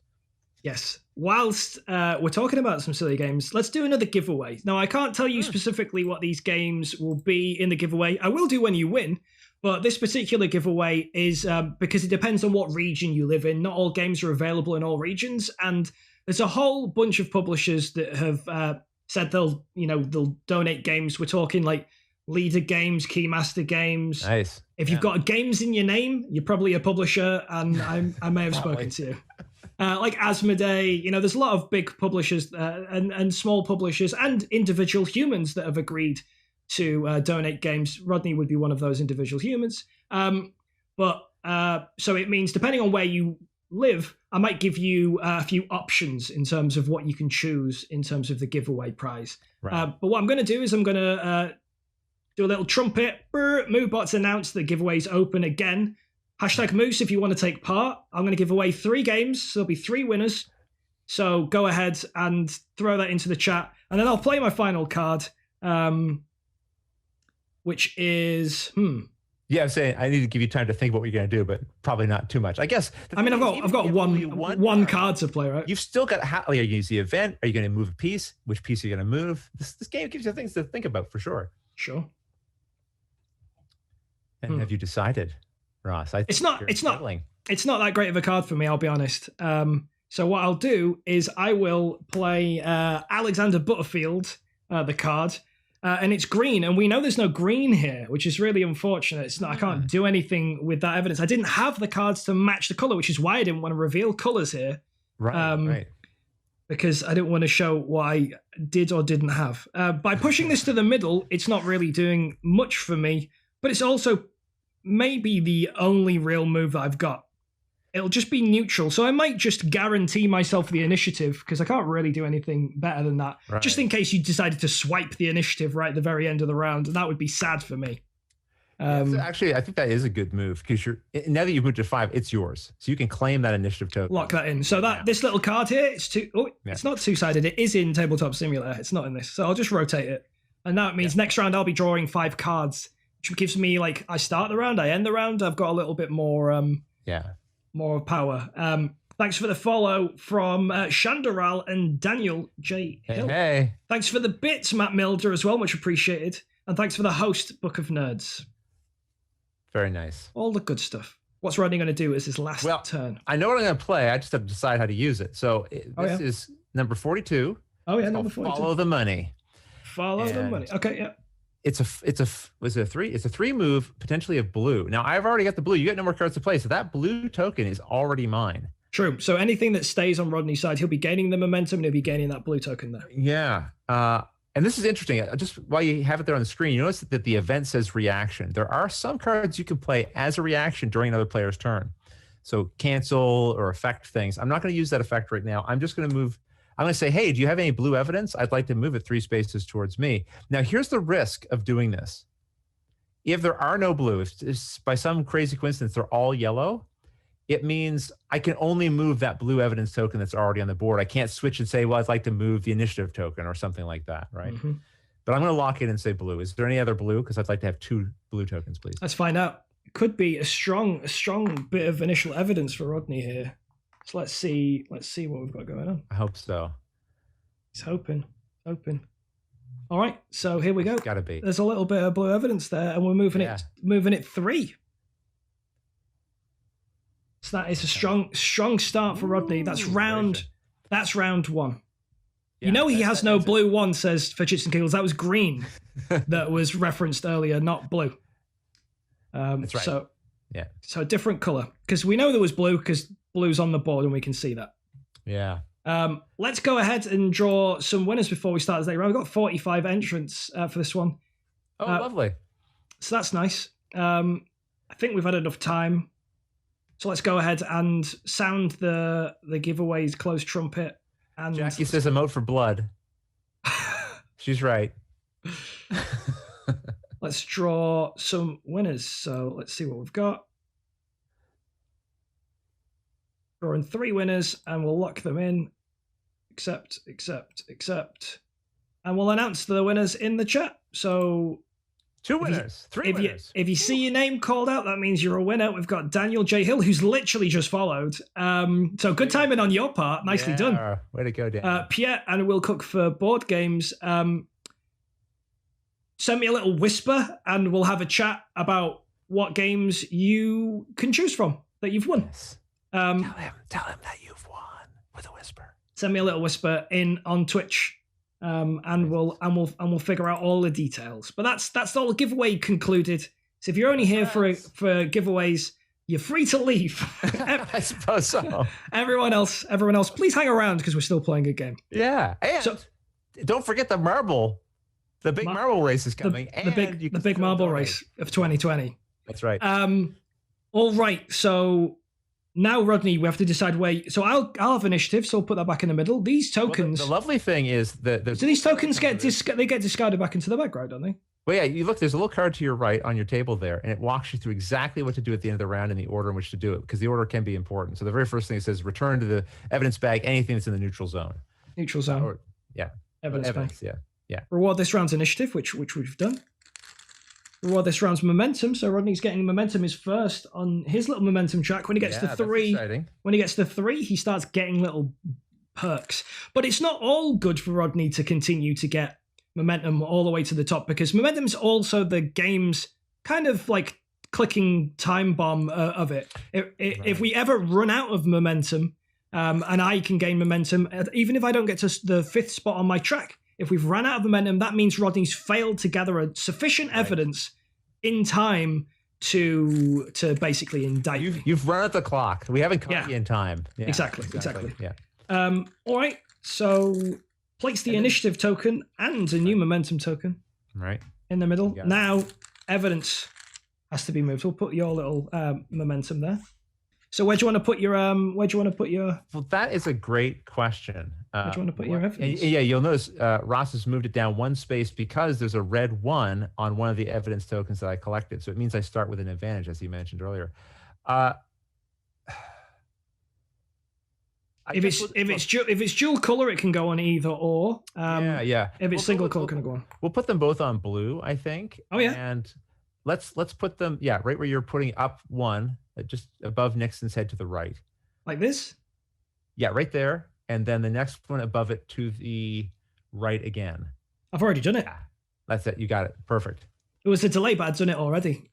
Yeah. What this shows you is Rodney's gunning hard for a quick victory by getting Mitchell and Dean as his informants, locking them in straight away. So now I've got to really be on the defensive, because if Rodney can get 2 more pieces of evidence and then add these to the board, which you could do in 1 round theoretically. Yeah. That would then mean that's it. I've lost, and I've brought shame on the administration.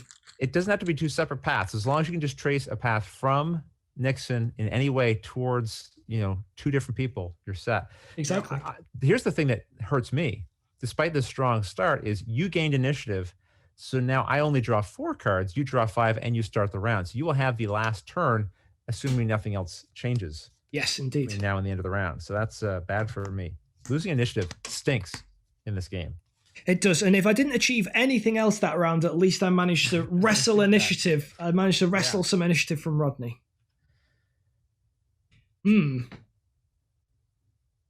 That is an interesting. Oof. That is an interesting hand of cards. I've got some unfortunate cards, I would say. Yeah, I think so, but we'll see. We will. It's not the cards you have; it's how you use them. That's what losers say. Yeah. Wow. Okay then. I'm going to peek at these. I'm going to peek at this evidence just to make sure I know what's going on. All right. Got a little idea. What's what? Got a couple ideas. All right. I got some here, right? I know it's true. I am leading the way here. So how about raided? There's a raid or something happening. I don't know Twitch talk, but people are shouting raids. Yeah, that is M Peebles, which is a lovely chap called Mark, raiding from his stream. Hey Mark, thanks for joining. Thanks, Mark. Thanks for joining, and thanks for the raid as always.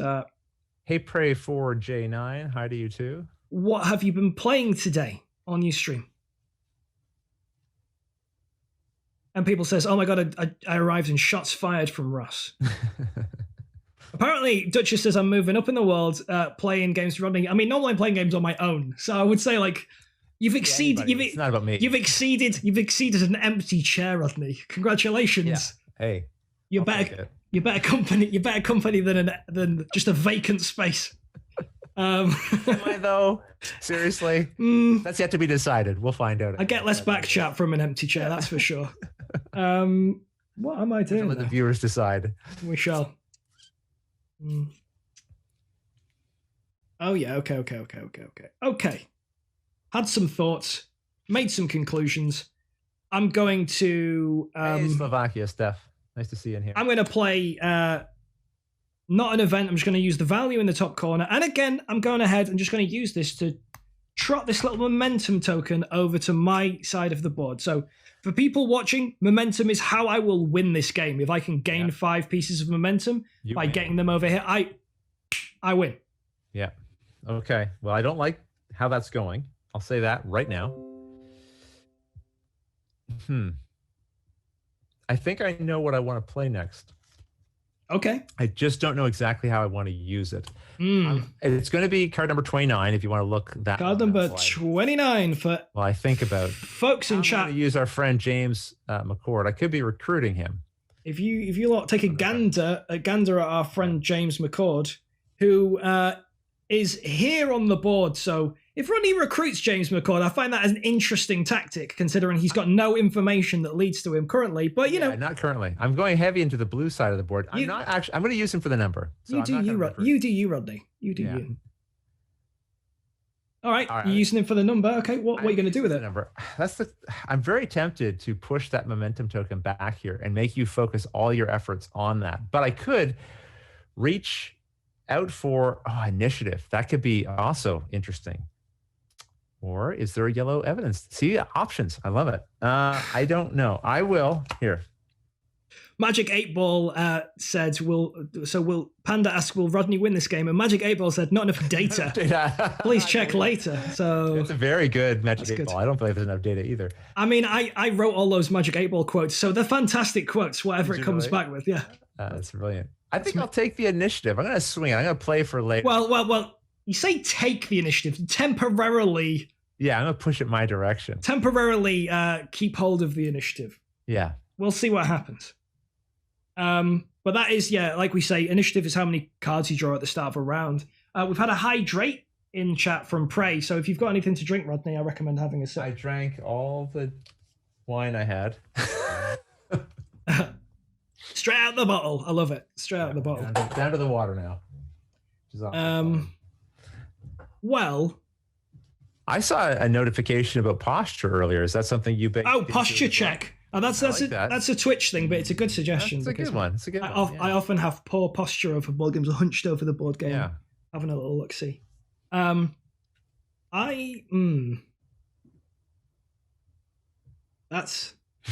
pretty spicy. That is, you know what? Just because. Whim, then I guess you're going to be for Ross for the rest of this. Just for this, I'm gonna go ahead. I'm just gonna. Okay. Now, do I just take the momentum to save me fighting over the momentum for the rest of the round? There's a backwards forwards, took a war. I could just be like, I'm just going to lock that in. But in doing that, I am wasting theoretically several points of movement. At least 1 point of movement, right? Yeah. At least 1 point of movement, but also I might not need to spend that at all. Exactly. You might just let me have it because I might.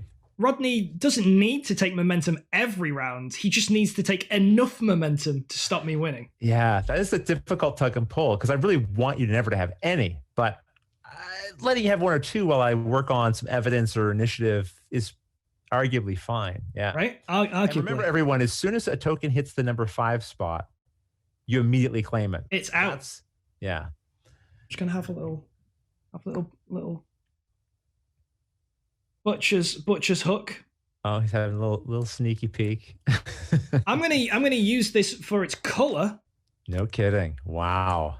And I'm just gonna do that. I'm just gonna pop that up there. What do you think about that? Wow.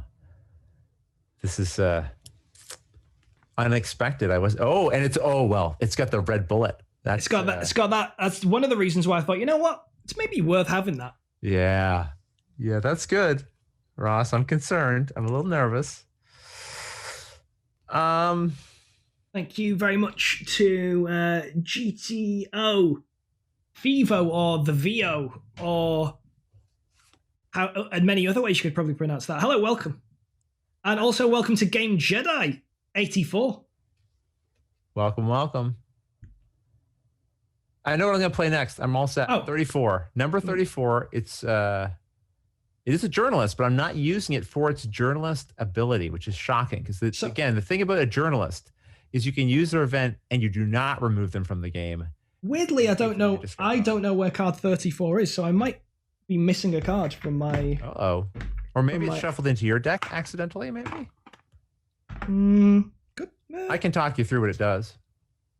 Yeah, I noted when I was putting things into numerical order, I was I don't see that card. So I think I might just not have it. Which is a shame, because that means now I've bought a game that's missing a card. You might have to reach out to Capstone for that. Maybe. What's it do? Well, this one is here. I'll just hold it up for a moment. People can maybe see it on my screen. Maybe if it chooses to focus. This is a move to, and you'll notice it's got a nice little rainbow array of evidence. So I can pick any evidence color I like, and I am going to use it for that ability rather than for the effect. So okay. I would like to know if there's any blue, and if there isn't any blue, would you please move it 2 in my direction?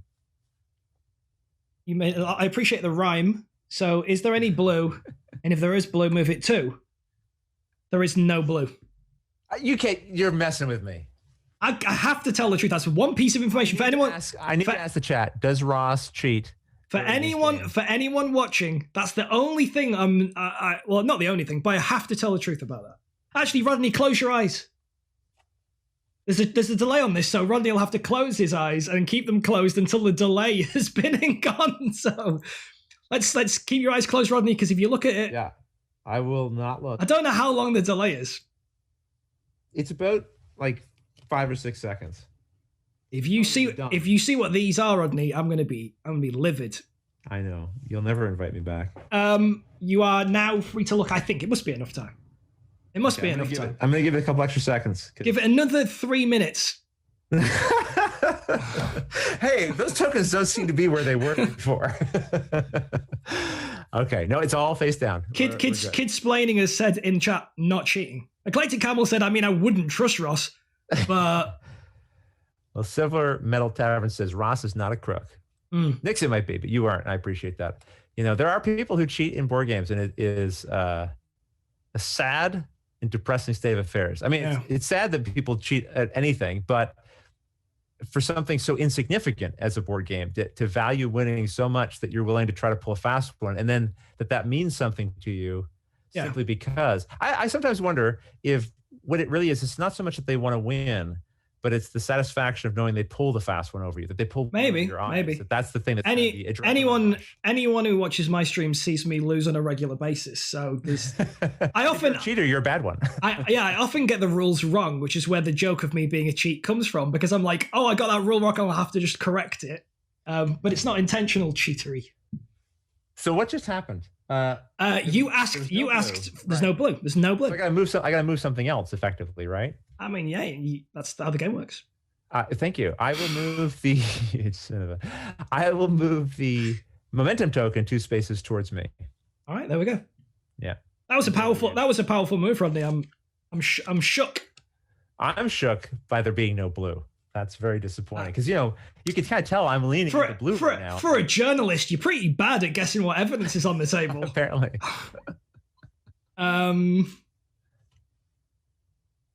Oh, there's a couple of very good options I could take, but I feel like I shouldn't.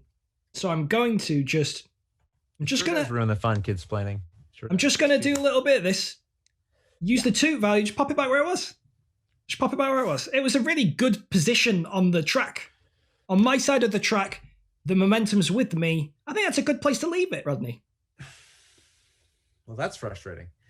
Okay.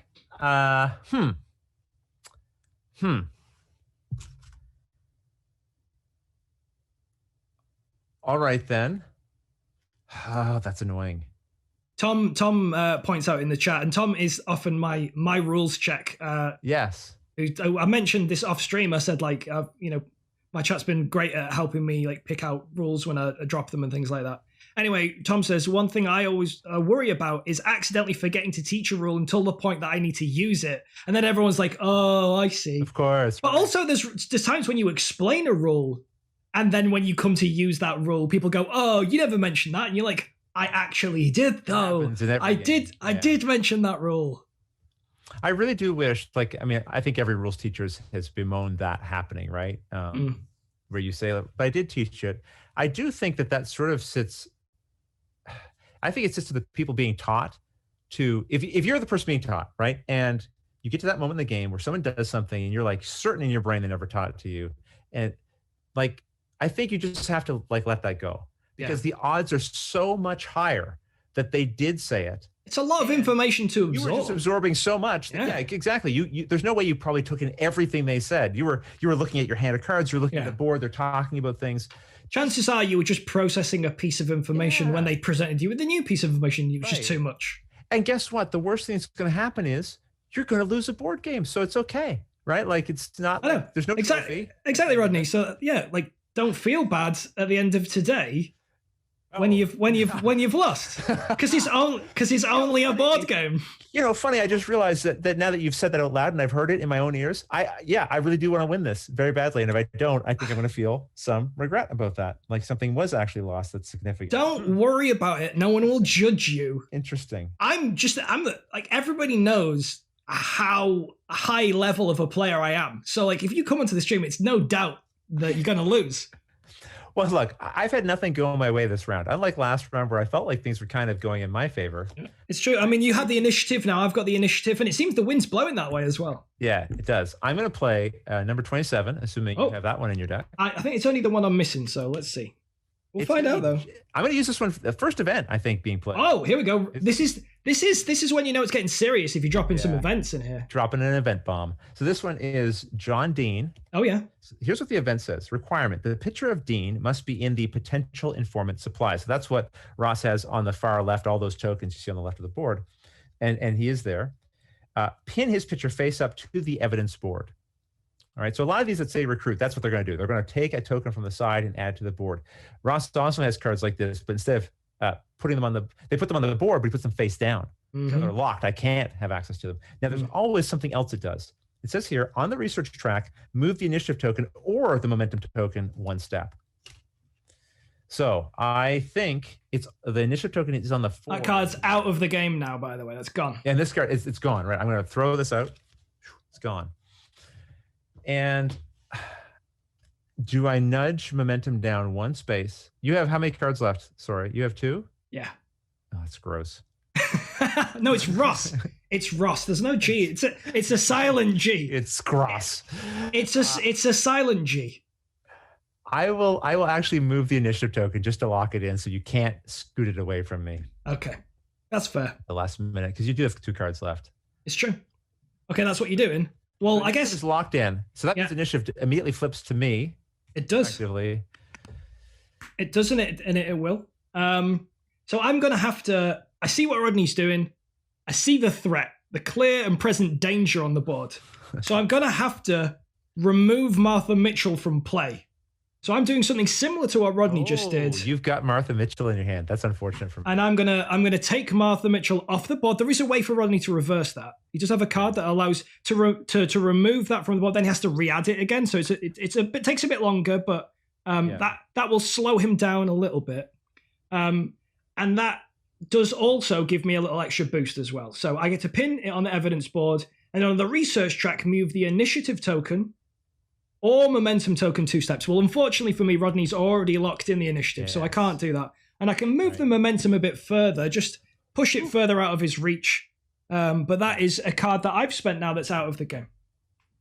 Okay, I can live with that. Yeah, I'm very concerned that you've got John Dean already. I always knew he would turn on me.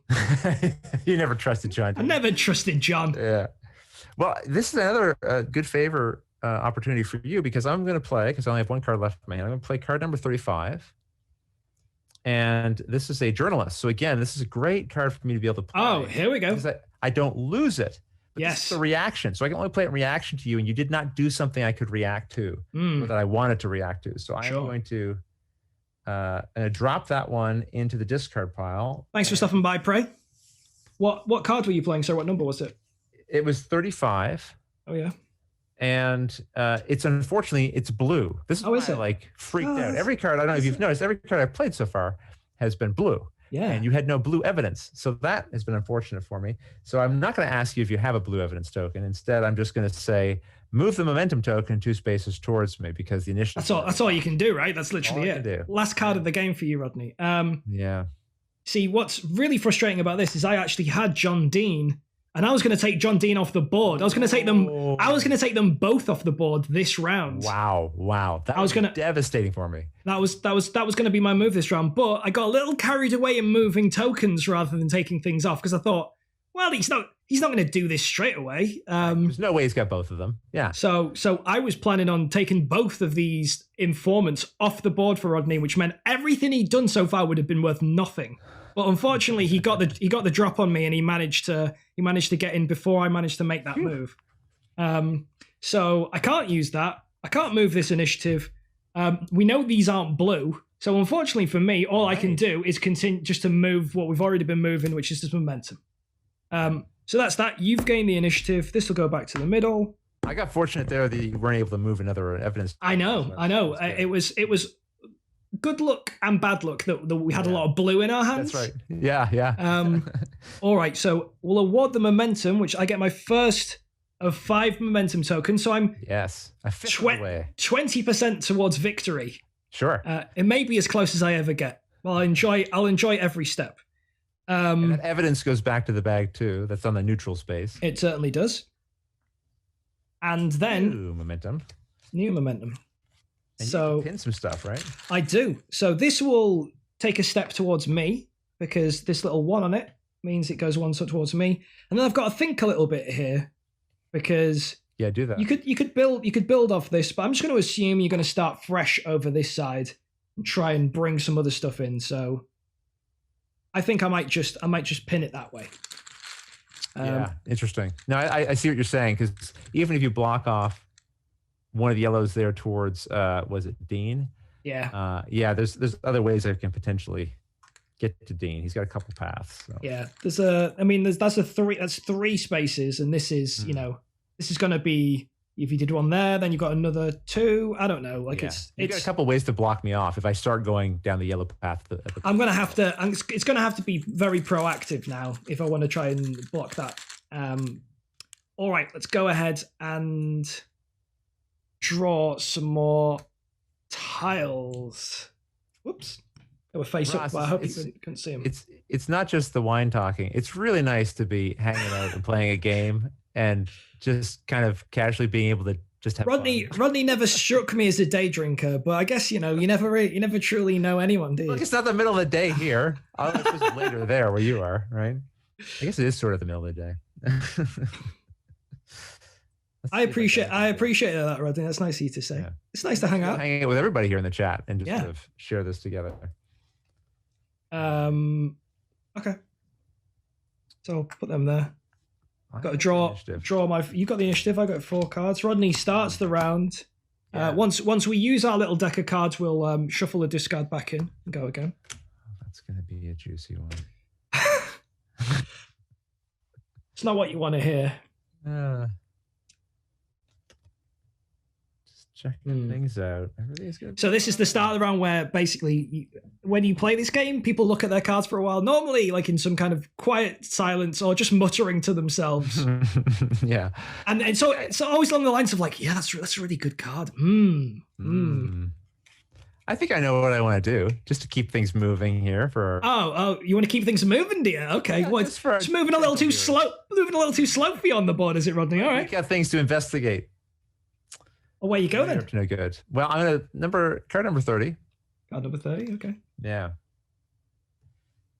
He's turning up the heat, everyone. Yeah, this is just a simple one though. Again, not using the event. Just going to use it to move an evidence token 2 spaces. I'm hoping you have a yellow evidence token there. We shall certainly find out. Let's have a little peek again. Well, evidence. I see what he's doing though, and that's troubling. While you look, I'll mention. So there we go. Silver Medal Tavern said, there's some similarities to Twilight Struggle here, which I understand that comparison. It's one that was brought up a lot. I think it's because of the dual use cards and the way they're used. In Twilight Struggle, you play a card and you either use it for operations, so the value, or use it for the event. And then based on what you use, they might be discarded. And that is certainly a similarity. I think the overall feel of it is obviously kind of different. But that tension between 2 players, I think, is the part that really is the main connection. That feeling of every single card matters, how you play them matters. I never am like just casual, like, I just play this one instead of that one. Who cares, Like everything feels like it kind of matters in this game, I find. Yeah. And that's a similar thing to Twilight Struggle. Have you played Twilight Struggle, by the way? I haven't actually. No, I've never have. I would like to. I don't. Do it late. I don't play enough 2-player games. I'll just say it. I'll just say it. Yeah, you've said it. I've said it. It's out there now. I'm going to play a card. This is moving too slow, Rodney. So this is moving too slow for me. So I'm going to turn up the juice on this. I've got a conspirator. I've got Howard Hunt on the phone. No kidding. Ring, ring. Hello, my name is Howard Hunt. Yeah, Howard, I'd like to hire you. What do you want me to do? I would love you to move the momentum token 2 steps on the research track and then draw a card from my deck and then play it, boom, straight away. Ooh, that is brutal. Straight away. Play it straight immediately, choosing either its value or the action on there, right? I had a reaction card and I could say I had tapped that line or something, but right? No. Exactly. You're getting away with this. Not to be. So what I might do is I might just go ahead and just go, actually, I really don't like you getting all of these tokens. I do have a deep concern about the continued number of tokens you get. So I'm just going to have a little peek here. Just going to have a little look. Take a little sneaky peek. And I'm going to do that. Pop. And I'm going to move that 3 up to there. See what I'm saying? Wow. Yeah, I do see it. Yeah, I do see it. It's, that makes me uncomfortable. Let's see. Belligerent in chat said, I'd love you to conspire, Howard. And A. Foxy says, wow, I sound just like Nixon when Nixon does that. That's exactly it. Hello, is that Howard? Are you ready to conspire? All right. What have you got for me? This is gross.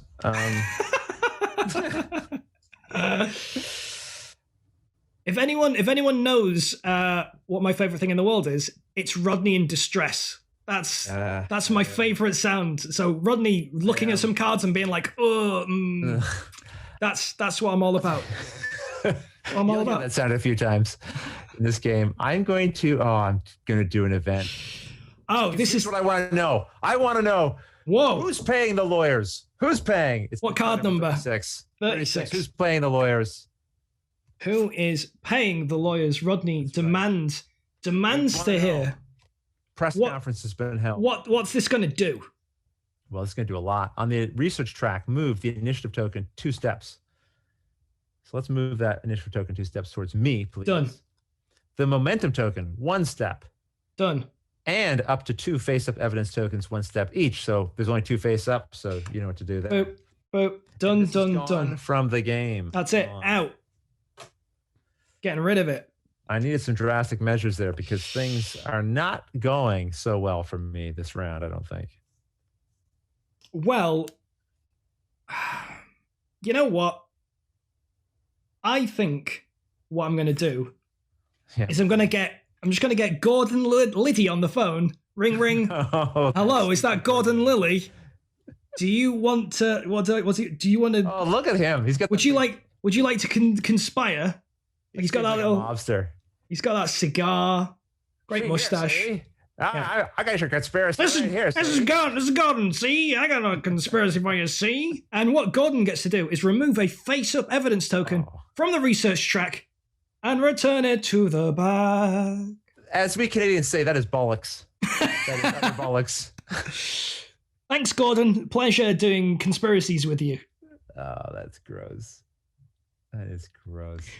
I mean, you're having a great round so far. I don't know what you're talking about. This game is stupid. All right. Wow. Okay. Wow, you've really put me into a bind here. Why did I say this was my favorite game of 2019? I'm really enjoying it so far. I couldn't have meant that.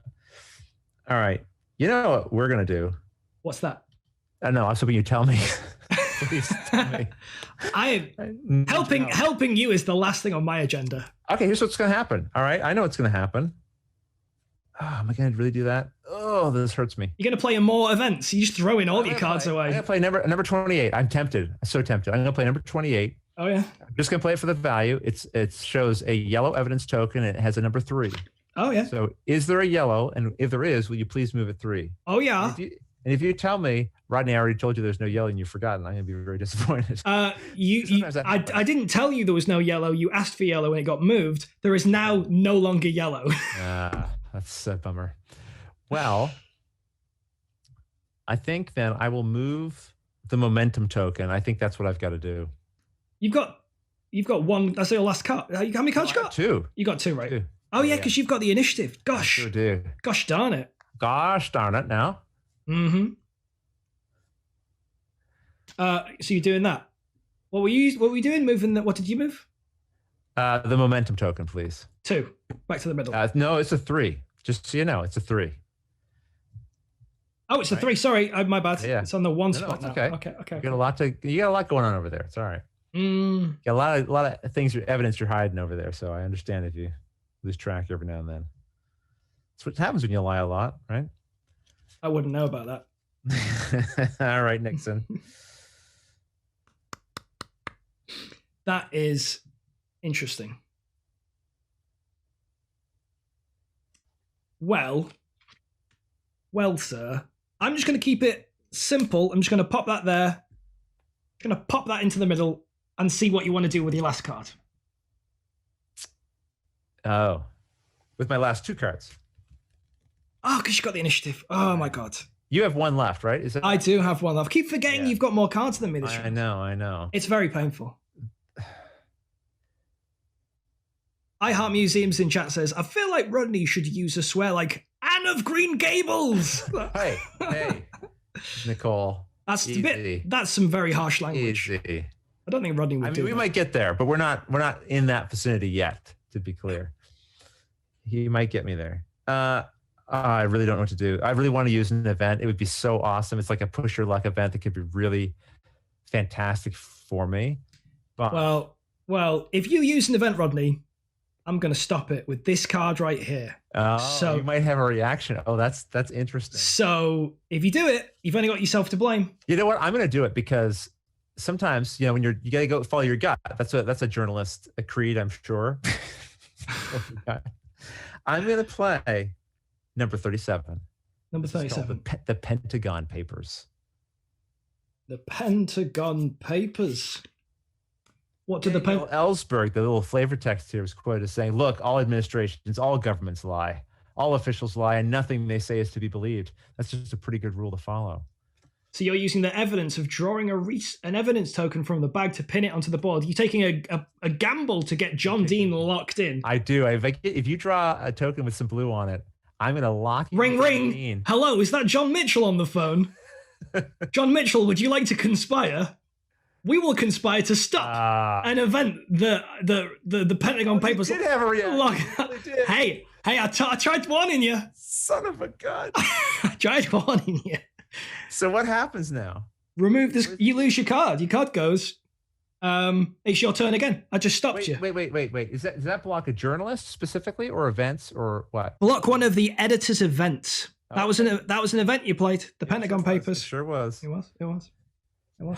Is there any kind of follow-up thing? It just blocks. It's back to you. Oh no, it goes to your discard pile. So it's not out the game. It goes to your discard pile. Yeah. That's an important clarification. That is definitely an important clarification. Yeah. That's another thing. Again, just to heap some more praise in this game. Like that card that's bad. That's bad for me. I really wanted that, right? But at least it isn't removed from the game now, right? Like it's a game of timing, right? So it's one of those things that timing can mean everything, but it's not as harsh as it could be. Yeah, absolutely. There's a good balance there. All right, so now some games, like I did initially, is an assumption of removing it from the game, because some games would do that. Some games would haha, you no longer have that game, which is quite a harsh thing to do. And cancel effects generally are kind of a bummer in most games. Like, I'm going to do this. I've planned out my turn. I'm going to do this. Oh, no, you're not. Doom, you're just not going to do it. It's sort of the last bastion of lose a turn mechanics, which most of us have sort of said, hey, we don't want that anymore in games. All right, Rodney, come on then. What are you doing? So it's number 38. Oh, number 38. The Watergate complex. Am I using this for the event, or am I using... I felt really good about this round, and then I feel less good about this round now. Yeah, I guess I'm going to just move the momentum. Oh, I want the momentum token, don't I? I know there's no more yellow evidence. Yeah, I want momentum, of course, because I can't move anything else. All right. Done. Hold on. Not done. Let me just look at that event. What does it do? The initiative token moved 3 steps. Don't care about that. A face-up evidence would move 2 steps. Oh, I could get rid of that from you. And a face-down would move 1. So I whatever that is. No, I'm just gonna do it what I said initially. Okay. For momentum. Yeah. All right. Tempting though. Very much. Yeah, how powerful those events are, right? Like, it's people play that at the end of the round. You always want to use those events, and it's still Rodney's got the initiative, which is really it's starting to get me down. I'm going to be honest about it. It's starting to get me down. He's kept the initiative again, another round. I again will keep a little bit of momentum on my side. I'm trying really hard. I'm trying to keep a little bit of momentum on my side. Start locking in this side of the board. Locking off some... cool. iHeart Museum says, when I was in DC a few years ago, I had a drink in the bar at the Watergate Hotel. That's about as close as I've been to that history. That'd be cool, though, to be able to say you've done that. For sure. All right, let's bring some more tokens out the back. You get to draw 5 cards again. I only drawing 4. It feels good. Enjoy it while it lasts. I'm taking that initiative back this round. You've had a good run. But it's about time. It's about time it went back where it belongs, with the president. You won't be president for long, my friend. Oh, this is interesting. Let's see here. Wow. Boy, every card in this game is awesome too, right? Yeah. It can be a timing. Sometimes it's not like it's great, but it's not great for now. But they're pretty powerful. I think since I have the initiative, I will have to do something. I think. Yeah, let's do this now. Oh yeah, what's happening? I'm gonna play number 26. It's Martha Mitchell. Oh, Martha, yeah. Nice to see her. Yeah. She's already been turned down, so I can't use her event. No. She's already flipped down. She has to be in the pool for me to be able to put her face up. Correct. She's no longer in the pool. So I'm just going to ask you, please, for the love of God, is there a blue evidence token? And would you please move it 4 spaces? Is there any blue? Let's find out. There isn't. I'm going to cry. Have you had anyone cry in your stream yet? Because not yet, but there's always a first time. Not today, though. Look, we've got a number 4 spot. Martha Mitchell has almost secured you that blue, which almost might be locking in your first piece of evidence, which is not the kind of thing I was looking to hit. That's wild. Like I'm 50% done at that point, right? Yeah, you're halfway there. Yeah. That's what we call in the industry bad news for you. I stream actually call that bad news for you. I would say that is bad news. I'm not happy about it. I'm not happy about it at all. Oh dear. Paula Deming says, I have a goal for next week. Making someone cry in the stream. Not yet again. I've cried, but nobody knows. So someone has cried during one of your streams. Oh, that's good. You didn't know about it. Yeah. As long as you cover all the ranges of emotions here.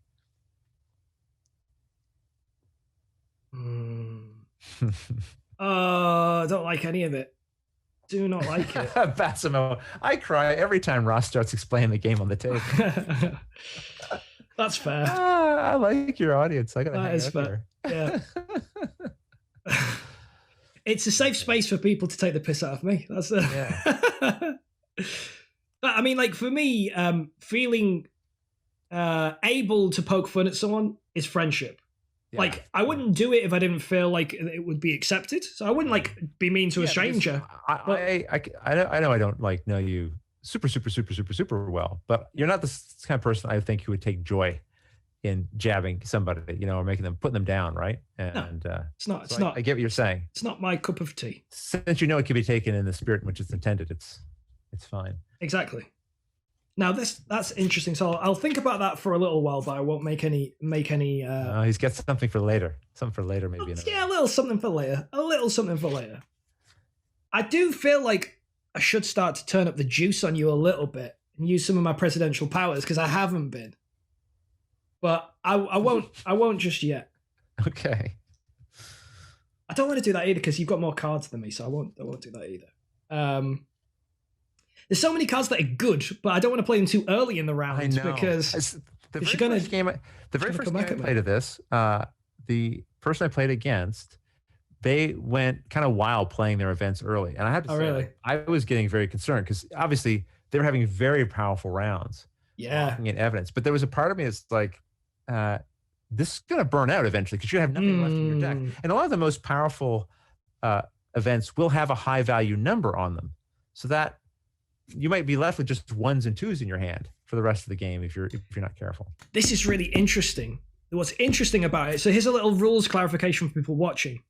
Rodney here has on his side this blue token, right? This blue research evidence token. Sure. But whoever has initiative at the end of the round gets to play evidence on the evidence board first. Exactly. So, for example, if someone happens to score some blue evidence and had the initiative and went in that little spot and blocked it, that could be something that would happen. Are you suggesting there might be another blue evidence somewhere face down on this board? I do not suggest anything. No, that's a great point. That's another just making a point that this little thing, and the initiative it gives you the control of what's going on to a certain extent. That's why it's important. It's awarded here during the end of the round before evidence is placed. So you have it when you gain initiative, you then have it immediately. I'm just going to go this, and I'm just going to drop this onto the initiative onto the number 2 spot. Read into that. JDV. Read into that what you will. I am reading into it. So JDT 2V says if he hits the 5, it immediately goes on the board, though, right? Yes, it immediately pins the board. Boop, and you can slap it on the board if you wanted to. And he does. So I'm going to play number 39. Which is just a 1 move for blue, so that's kind of perfect. Yeah. I will move that token. All right. Pin it to the board. You can guess where. 1 piece of evidence locked in for Rodney. That's 50% to... I'm only on 20% to my winning condition. Rodney is currently at 50%. Will he ever get any higher? It's either 50 or 100 for Rodney. There's no... That's right. There's no gradients to his victory. Well 0, because unless it's 100%, it doesn't matter. Well, I mean... 100%. It actually may as well be 0, Rodney, because you're not going to win. Wow. Yeah, I said it. You did say it out loud, even. Right. Let's see what's going on. I don't know if that's smart or dumb. But what I could do. Yeah, this feels too. Could do something. I just need you to show me a little bit more. That's all I need. Just reveal. I don't like the fact you've got more cards than me. It's getting me down. So what I could do. Yeah, KJ, I think you'd enjoy this too. It's funny because sometimes I see avatars and I know who the person is, and I realize maybe saying their name isn't the right thing to do because maybe they want their anonymity a little bit. And I did. I also I don't know what the exact... So what I always say is I say that it's not necessarily about anonymity, but it makes it feel more open if we're all just talking about user handles, because then you know who's being referenced. So if I said Ruminant Moo, Billy Bob Thornton, because that's Billy Bob Thornton, the famous actor, it might be like, now it seems like we're really familiar and I know their name, but I don't know other people's names. So although it shows a connection to the community, which is great, I also like to keep it so it's like everyone's on a level playing field. Yeah, and if I say Billy Bob, everyone goes, oh, I know who they're talking. Well, now they know, obviously, Ruminant Moo's been exposed. Exactly. So everybody knows. It's not like an inside joke. It's like everyone's sort of on the same page. Exactly. And that's why I try and always use screen names to start with. I used to always use people's names, and I rolled back from that pretty hard because I was like, if I was coming into a stream and I just saw a bunch of people getting named and I couldn't see who they were, I don't know how I'd feel about that. Right. So I thought maybe... it's certainly done in the spirit of like, oh, there's my friend, I want to say hi, or right, of course, yeah. I get the double side of that. Yeah. Which is why I'm not saying there's a right way or a wrong way, but that's why I choose to do it that way. No, I take that on board. I think that's an important consideration, especially if you haven't talked to the person and said, hey, do you mind if I say your name? You know, like, also there's that as well. Yeah. Hate it. I hate it. Making the president 1960, you say? Interesting you mentioned that. I'll be right back. Craptastic. While you plan your turn. Oh, he's going to pick up a game from the shelf, is he? I think what I'm going to need to do whilst he's ambling about,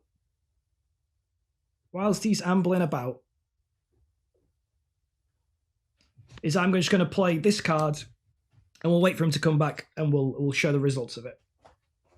I've scared him away, Silver. I know he can't handle the challenge. Getting more wine. Yeah, apparently getting more wine. No. I'm getting more presidents. I am so excited to play this game because as I understand it, it's got some of the overtones again of Twilight Struggle, but this looks like it might actually be a slightly more approachable Twilight Struggle. And I love the art, and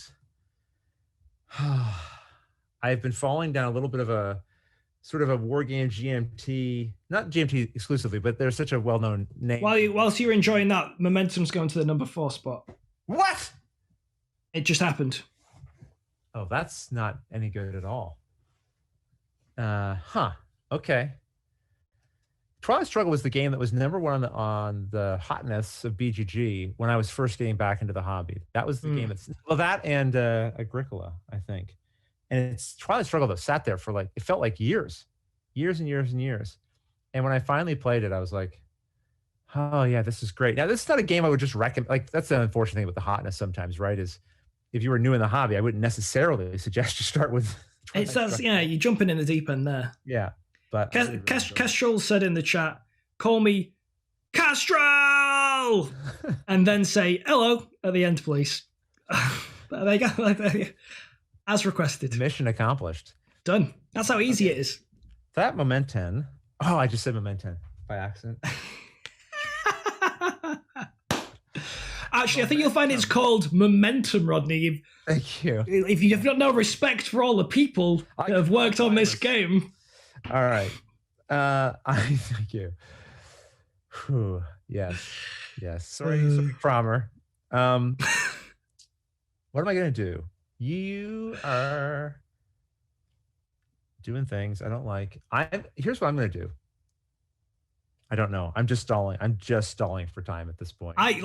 Anytime you want to do your goddamn job as a journalist. Kind of a journalist, aren't you? Anyway. Wow. Okay. I'm fine. Are you an intern? We're the real journalists. You know what? I was gonna do one thing. I'm gonna put the pressure on. You know what? It's time. I'm ready for it. You've done it. What card? I'm gonna bring out. I'm calling up Hugh Sloan. Oh, I got Hugh on the phone. Bring. Hugh. Would you like to informant? I'll do a little informanting. Why, yes, indeed, I certainly would. I don't know why he's Grover suddenly. I would definitely love to be an informant about Nixon. That guy's up to no good. So wow. I'm gonna bring Hugh Sloan. I mean, if anyone was with any doubt that Rodney should be a voice actor, that's immediately been removed from all of our minds. I also like the gravitas that character had. That's what I really liked about it. Really? Yes, thank you. Hi, my name's Hugh Sloan. Nice to meet you. Well, thank you, Panic Games, for acknowledging that was, in fact, a perfect Hugh Sloan impression. Thank you. Okay, so yes, Hugh Sloan. The deal here is Sloan must be in the potential informant. That's Hugh Sloan's face when hearing the impression of Hugh Sloan. I don't like it. I don't sound like this. He's completely wrong. What else happens on your turn? I don't know anymore. Okay, so we pin his picture face up on the evidence board. Face on the board. Done. On the research track, move the initiative token or momentum 1 step. Which one? That is the question.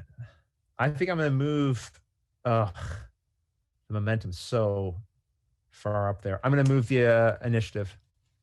Sometimes you just got to cut your losses. 1 step. Yeah, one step towards me, please. One step. Done. Hugh's on the board. He's got two. Yeah. He's got 2 informants now. 2 informants. I don't like it. I don't like it. I'm just going to say it. Yeah. And it's sort of on that north side of the board, which you've left kind of open for me. I know, at the minute. I found your weakness. Yeah, at the minute. I've not done a good job of locking it down. I'll be honest. What is going to happen, though, is, I tell you what, the president's... Go on, sorry. Okay. Well, I was going to say, Meeple Disney, this is just the Muppets take Watergate rendition. I'd watch that too. The president's speaking. I'm doing an event. The president's speaking, everyone. The president is going to draw an evidence token from the bag. This is me, by the way. I don't have to do a voice because I'm the president. He's going to draw an evidence token from the bag, and they're going to place it on the number 3 space on my side of the research track. So we'll see what we've got. And it's this. It's this.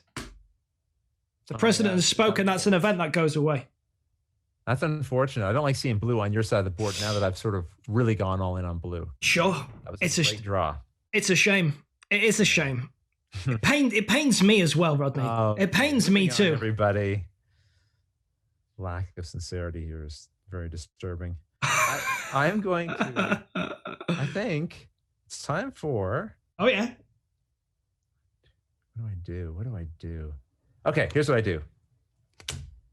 I'm going to ask you, do you have any green? Because I'm playing card number 23. Oh, card number 23. It is, I'm not using the event, just the number. Just that number 3 in the top corner. And it's a green. All right. Everyone. Oh, I see. Giving yourself some options over here. Sneaking around, I see. Do you have any green evidence, perhaps? Let's find out. Rodney, I don't know what to tell you, man. I don't know what to tell you. There is no green there. I really don't know what. The worst. I really team of journalists. I really don't know what to say. I don't know what to say. Barking up the wrong tree constantly. I send my journalists out. They come back with nothing. Nothing at all. Well, I guess I could put the pressure on you with the momentum, but I initiative. I'm gonna keep putting the pressure on initiative here. I think. I mean, it's not a bad shout. You're moving that 3 spots then. Yeah, because I will get the last move, right? You do get the last laugh. I'm going to go ahead then. I'm going to play Bob Haldeman, conspirator. Get Bob on the phone. Hey, is that Bob? Yes, this is Bob speaking. Yeah, Bob. I was wondering if you could do me a favor with some evidence. Oh yes, evidence. I know exactly what to do. Bob's doing some good drinking. Bob gets Bobby. Bob gets to move each evidence token 1 step. Okay. Right? 1 step. Wow. One step. Not good at all. One step. Hold on. Before you do anything. Anything. I'm not looking at the board because when you move things, I have to. Okay. Well, I flipped it back face down. It's okay. I haven't seen it. But if you're gonna block it, now's the time. I have to do it. So why don't you just read out the whole card to me before I block it? Just conspirator on the research track. Move each evidence token 1 step. Yeah, we can't allow that. That's nonsense. So just while you were on the phone to what was his name again, Bob? Well, Bob Haldeman. Bob Haldeman. You were trying to arrange this, right? Yes, I moved the evidence exactly. Yeah. It was already pretty tough to hear him, but then you really couldn't make out what he was saying because there was this mass demonstration that occurred. What number card's that? That's number 40. 40. Rodney's reacted to me using one of my conspirators. Lock him up, or whatever people chanted back then. The conspirators card's removed from the game. Yeah. So you have taken my card out of the game, and it says I get to go again. But that was my last card, Rodney. That was rude. That was rude. I've lost my conspirator. That was also an event for me. It's awesome. You lose your card, but it's your last card now. Can you imagine though? I've got nothing left. Oh, that's it. I'm done. Yeah. You're done. All right. So you keep the initiative, which I'm still not happy about. I am now 40% towards victory. Yeah? Yes. Yeah? Yes. I'm going to go ahead. I'm just going to pop this over here, I think. A nice spot for it. Quite like that placement. You keep the initiative. These go back in the bag. I'm going to draw 1 card from my deck. My deck's empty, and now I'm shuffling. Oh, yeah? I will draw. So I've not had the initiative at all in this game, but I'm kind of hanging on into where I need to be. So I assume you have not a lot more cards in your deck, but you have 2 more in your deck. Oh, just 2, okay.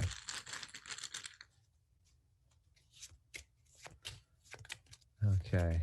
Someone in the chat says, I'm really enjoying this dynamic with Ross and Rodney. Like Delinear, they don't call him Ruthless Rodney for nothing.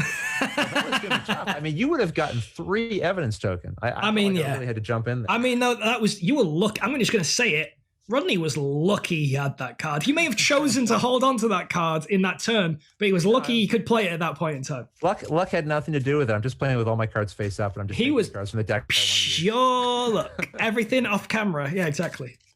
Everything off camera. All right. Is Rodney ruthless? Magic 8 Ball says, so Panda asked, is Rodney ruthless in the Magic 8 Ball? And Magic 8 Ball says, it's almost guaranteed. Magic 8 Ball knows what's up. Yeah. Someone in the Marble said, am I going to win the Marble Championship? And Magic 8 Ball was like, yeah. And then they won.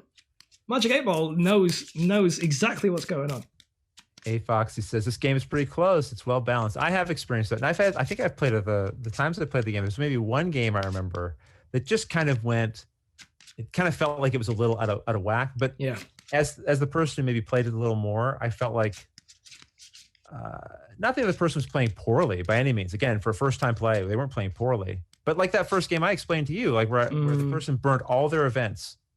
Like that's not necessarily playing poorly, but it's not like quite understanding yet. Oh, if I burn all of my events, I'm going to have nothing left in my hand for the last half of the game, and I'm going to be kind of stunted a little bit, right? It's a game about timing, and it's about knowing when to time what you do. And like Rodney did in the end of that last round, that timing was everything. That card, you might have used it at the start of the round, and it wouldn't have done anything. At the end of the round, hanging on.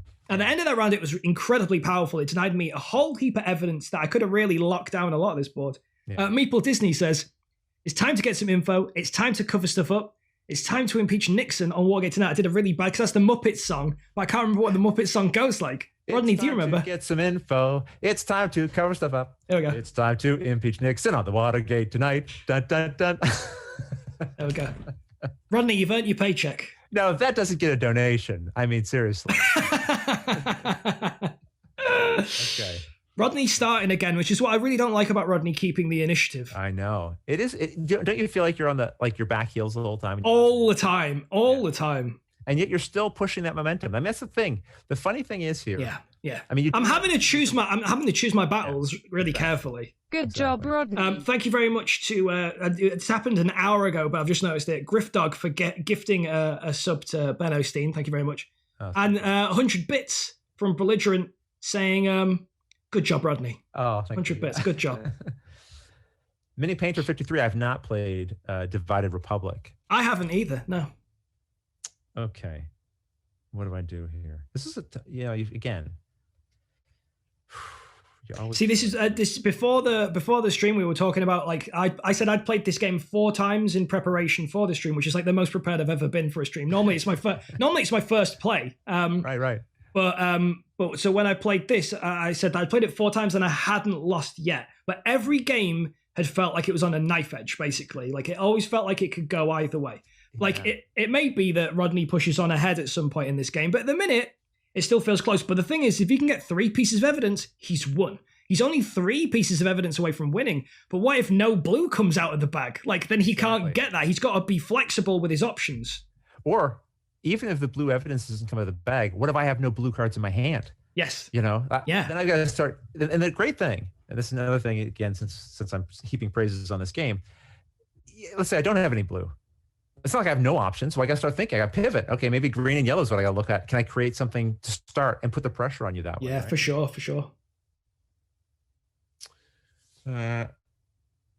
Okay. I'm going to...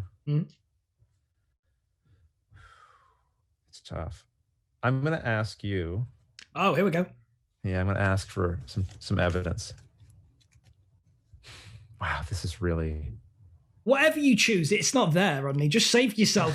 I know, it hasn't been so far. Save yourself the emotional heartbreak. Oh. You're making me doubt myself. It's not going to be there. I'm trying to help you.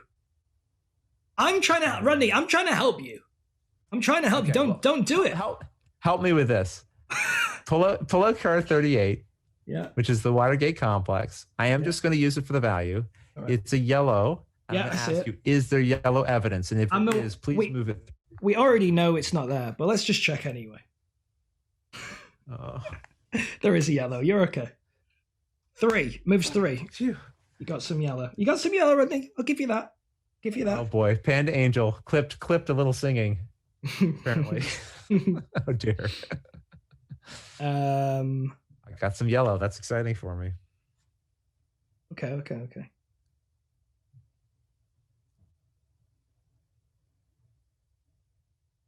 I'm going to get Operation Gemstone on the go. On the research track, move the momentum and 2 research tokens 2 steps each. 2.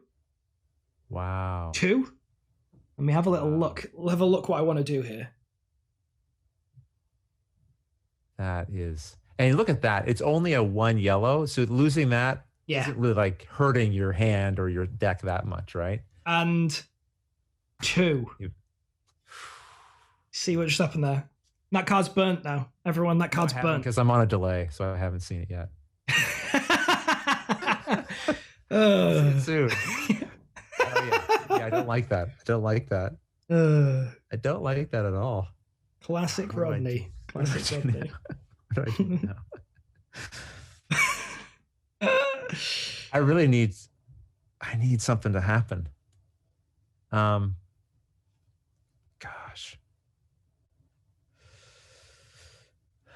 What do I do? Oh, that would be brutal. Oh, you could hear that? My mic's too sensitive. That's gonna really hurt Ross badly. What? You listening? Okay, here's what we're gonna do. No, you're not. Don't do it. Oh, man, I really don't know. This is okay. Number 32. Okay, find the card. What's it called? It's called the Smoking Gun Tape. Oh yeah. All right, we're using the event. It's time for an event. Okay. That's when you know I'm nervous. Yeah. On the research track, move the initiative token 2 steps. Whoa. Ring. Hello? What's that? Is that John Mitchell on the phone? Yes, my name is John Mitchell. What's that? What do you want to do, John? I want to stop whatever Rodney's doing. Oh, sorry, Rodney. We've blocked that event. Apparently that event goes back. That smoking gun. Should have loaded it, Rodney. That smoking gun. Smoking. That smoking gun is empty. It's got nothing in it. And that goes to my discard pile. You've got him on speed dial. But guess what? It's your turn again, though. So you know. Stupid Mitchell. You gotta lose that number. What do I do now? That was going to buy me some time to sweat over what I was going to do next. My name's Mitchell, and I just taught him a lesson or 2. I love that you. That's how he talks. Yes. Oh, Daryl points out in the chat, whose side are you on, Daryl? Daryl says, the smoking gun is usually empty because he's already fired the bullet. It was fire, but it missed. Missed. My aim was no good. All right. Well, look, I'm going to find something else to do. But what? Dear me. Okay. He's underwater. Silver Medal Tavern points out he's underwater. He's in his jacuzzi. He is in his jacuzzi, yeah. Yeah. All right. I really have no idea what to do. I'm really stumped. Okay, here's what I'm going to do. All right. And I regret it already. Yeah. I'm going to play James McCord. It's number 29. I'm not using it for the event as much as I want to. It's a 4 yellow, and I'm going to ask you, do you have another yellow, potentially? Oh, okay. No more yellow, just that individual piece of yellow. Ugh, that's frustrating. It's really frustrating. I will then... Yes.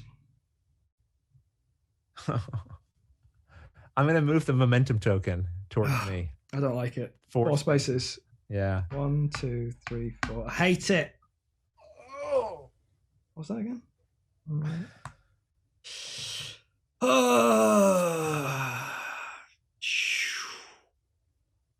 I suppose what you could do, right, is play the making of the president first, right? And then after that, Oh, you could do, yeah.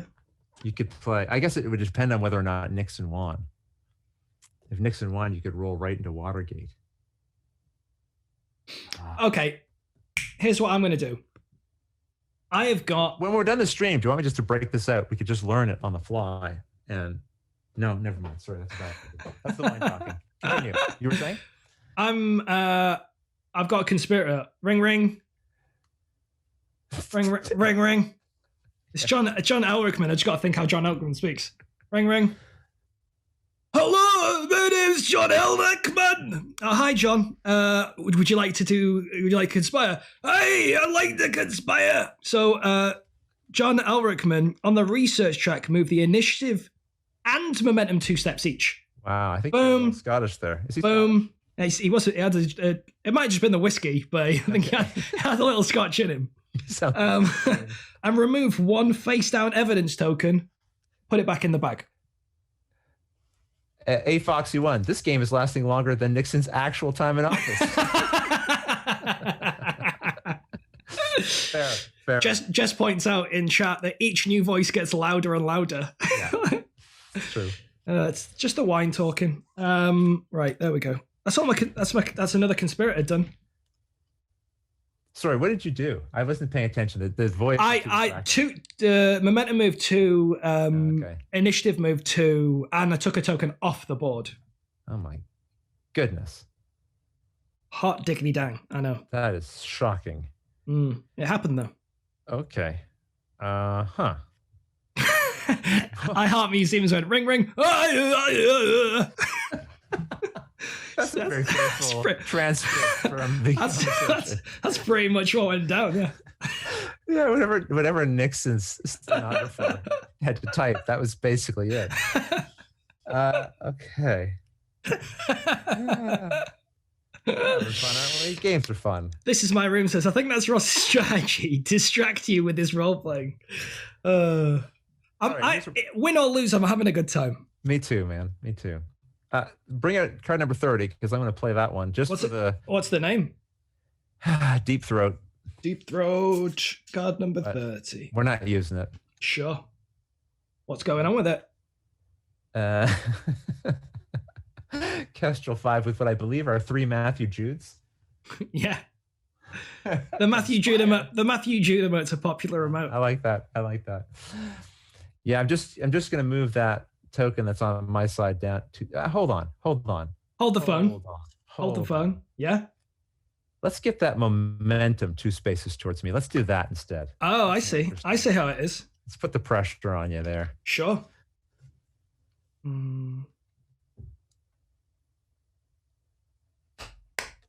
Yeah, Meeple Pete's glad to be seeing Watergate being played. Me too. It's good cracking this one out. You know what I'm going to do? I'm going to... and it's a cancer on the presidency. I'm sorry to inform you. And that means that on the research track, it's an event. On the research track, I'm going to move a piece of evidence. You going to stop me? Got anything to stop me with it? Maybe I do, but we'll wait till you finish reading it. Well, it will end the turn round immediately if you're not going to stop it. So I'm going to move a piece of evidence. 3 steps. 1, 2, 3. And then it just ends the round. Well, that's garbage, isn't it? Are you stopping it? No, I'll just let that happen. Good. Round's over. Was that a conspirator? No, it wasn't. It was an event. Yeah, so it's gone. It's gone. Good. Done. Wow, that was a big man. You get some momentum, so you're on the Watergate trial now. Oh, I get a bonus here, right? You do. I don't know. Do you get to do that before I get to stick stuff on the board? It happens. So let's do this in order. So you return anything that's in the neutral space. Nothing there. There isn't. We award initiative. So that goes to you. That's me. That's exciting for you. And let's just award this round's momentum token, which sounds like happens now. You get to do it now, right? So you get to remove 1 face down evidence. Oh no, sorry. Draw 1 evidence token from the bag and pin it to the evidence board. Here we go. Yeah. What color? What am I going to get? Hope it's delay. So just tell me what it is. Hope it's bad. It's yellow. Yellow. Just yellow. Just yellow. Well, looking at the board. You clicking off John Dean? I guess, yeah, I'm just heading to the right of Nixon. He's going for Baldwin. No. Put me to the right of. Oh, you want to go there? Give yourself some options. Yeah. I hear you. Yeah. I hear you. Yeah. Okay. All right. And I guess I'm also going to get to move the next momentum token one space towards myself. Do you, though? Does it count in the same way? Yes. Well, you certainly will, then. You'll get that. I believe so. Oh, wait. I wonder if it's different off the track, because when it comes off the track, it like you. That's not my concern. It's the timing of it that's my concern, because a red token is not yet on the board. No.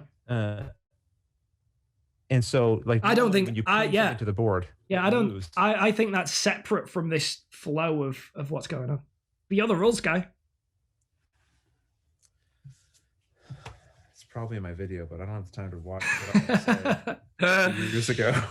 You finish up, and I'll take. Okay. Well, we'll leave that for a second, right? So, I will lock this down. I'm going to block off this corner, so that ain't happening. Hugh Sloan, forget about it. Forget about it. But depending on this is important.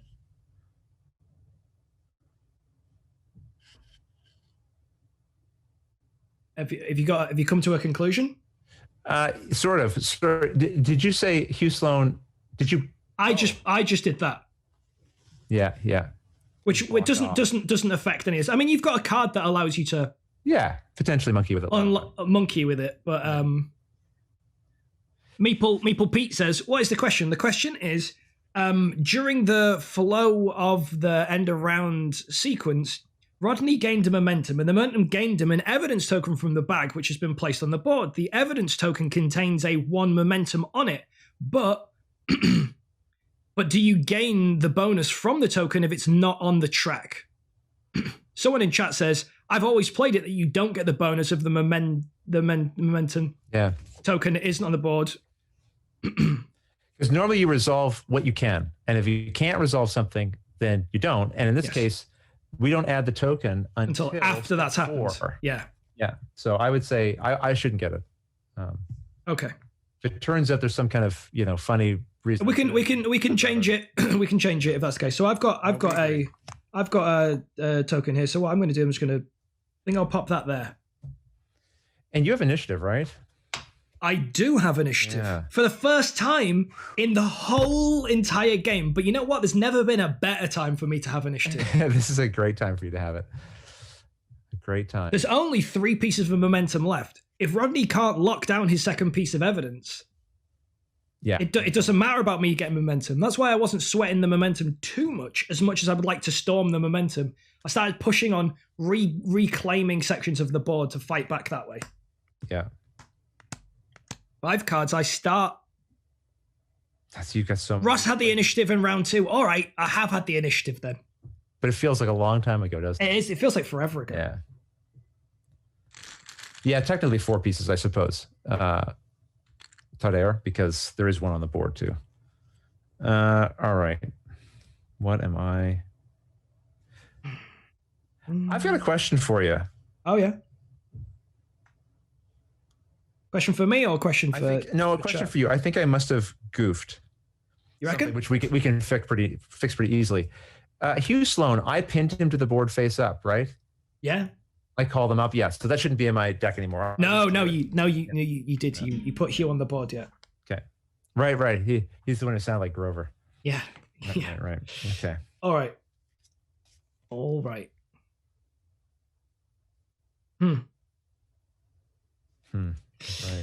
Indeed.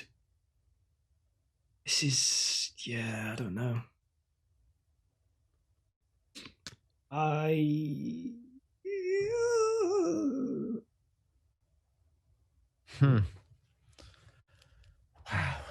What am I gonna do? You know what? I've got to start turning up the heat. So I'm just gonna play this just for the numbers on the card, and I'm gonna go ahead with just going with a 4, and just popping that momentum token on the 4 spot. Oh, that is rough. That is putting the pressure on. That's you got something to think about there. Because all you have to do is just move it one more time, and you've got it for this round. I mean, I don't have to do anything with it. I know that's enough to yeah. Now that's all you can see on the board. Okay.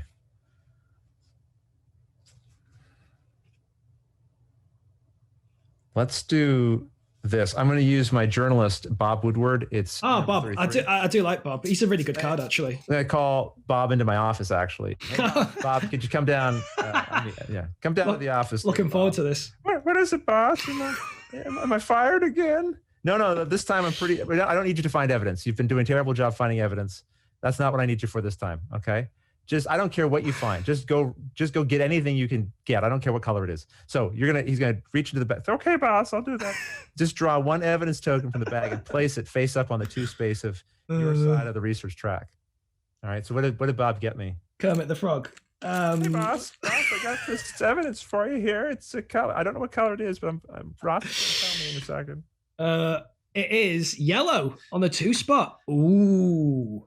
Bob, that's exactly what I want to thank you, Bob. You're not fired. Go back to your desk. All right. That is good. Thank you. On the research track, move either the initiative token or momentum 2 steps. Ooh. I'm going to take the initiative. I think the momentum's a foregone conclusion. I hate you having the initiative all the time. It really gets me. Really gets me.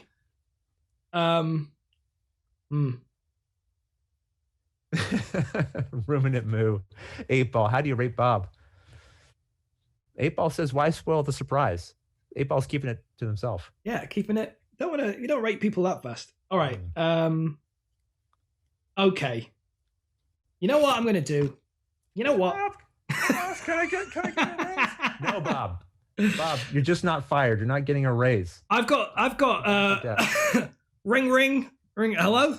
Is that Chuck Colson? Yeah, my name's Chuck Colson. He smokes a lot of pipes. We saw him, he was smoking. He's always smoking. Chuck Colson. Yeah, what do you need, boss? Well, Chuck, I would like it if you could have a word with the editor and get them to remove a random card from their hand. Whatever you say, boss. Chuck, you're really gonna cut the smoking, man. You did not sound like that before. I'm worried now. I'm worried. Oh, Chuck. Random. Because at the beginning of the game, he sounded so sweet. His voice was much clearer, and he's been just puffing. Chuck, it'll kill you, man. It's been a tough week in the office. Okay. 1, 2, 3. 1, 2, 3. 2. You're the worst. You are literally the worst. And it's my turn again.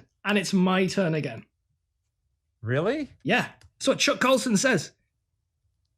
That's the Chuck Colson guarantee.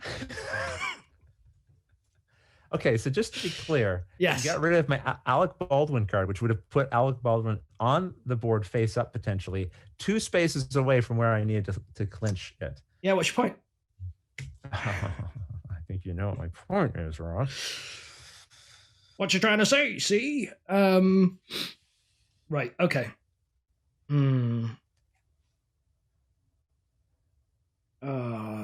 I think at this present moment in time, I've just got to take a little 1 and pop that to the 5 spot and gain my 3rd piece of momentum, 60% towards victory. Everyone. Wow, this is great, man. This is so neck and neck. This is awesome. I love it. Okay. At the very least, he should switch to vaping. Eclectic Samuel says, I'm already afraid of whatever the next voice Ross does is. Yeah, I mean, none of these people, they're all unique in their own way. Hey, Foxy, Miss Chuck. That was something. That was something. I haven't frozen, just, in thought here. I'm glad that I'm making you think. Oh, you sure are. Glad that I'm making you think. That's, Okay. Yeah. All right. Okay. All right. Yeah. Uh-huh. Yeah. All right. Sure. Okay. Never mind me. I'm just looking over here I gotta just check something. What are you checking? Nothing. Doesn't matter. Everything's fine. Okay. 75% towards getting another guest on the stream. Obviously, people are having a good time with Rodney joining the stage. Rodney just want me to be gone so you can get another guest on, please. He's been here for too long already. Before the stream, me and Rodney talked about how long this would take, and we're like, well, it's like a 30-minute game, right? It would take about 45 minutes.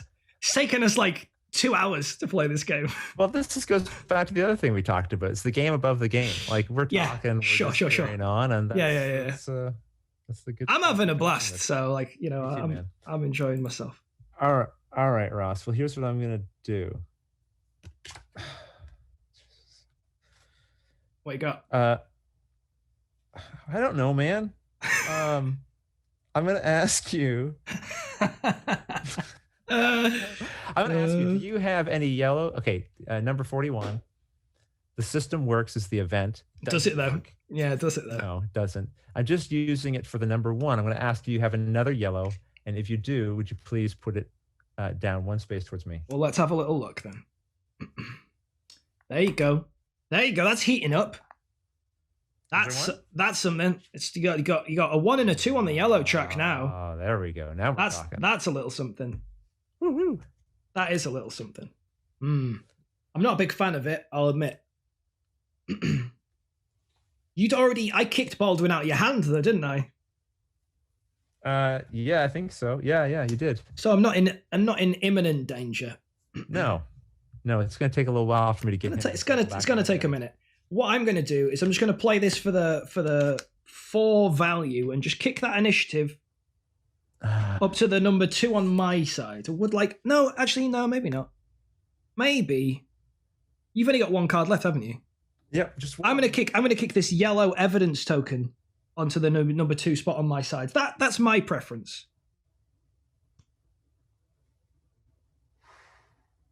I'll let you keep the initiative. I'll keep that yellow because I currently have the. Oh no, wait a minute. Oh no, you ward the initiative first, so you would get to place the yellow token first. Then I would get to place the yellow token, but that would be enough though, probably. But you have 1 card left in your hand. You might get the initiative anyway. Well, we don't.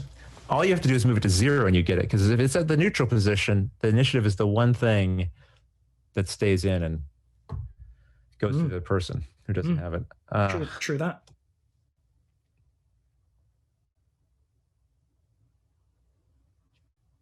All right, I'm going to play. Everything just hurts. Everything hurts. Oh, someone pointed out is I currently have the initiative, so 0 would go to you because I'm sorry, I have the initiative. I'm so used to having it that I right? Exactly. Yeah. No, exactly. That's a good point. Great point. Who made that point? I want to thank them by name. That was Todd Adair. Thank you. Yeah. Todd. Yeah. Todd Adair. I think that this might be the first time I've seen Todd's name in chat, so I appreciate the rules check, Todd. Thanks, Todd. Okay, I have 1 card left. I'll just tell you what it is. You can go hunt for it. It's 34. Oh, yeah. It's. I could use it for the effect. The effect's interesting. Take a face down or face up evidence token from the evidence board and place a face up onto the 0 space of the research track. 34 was. I think 34 might have been the card I didn't have. I think it might be the one you're missing. Yeah. So let me just change what this does then. Remove all evidence from the board. That's not good for you, to be fair. So you don't want to do that. Yeah. No, I think. Geez, do I use this? Wow, I just hate everything right now. I'm going to use this too. Here's what I'm going to do. I'm going to use this, the 2 on it, the rainbow colored 2.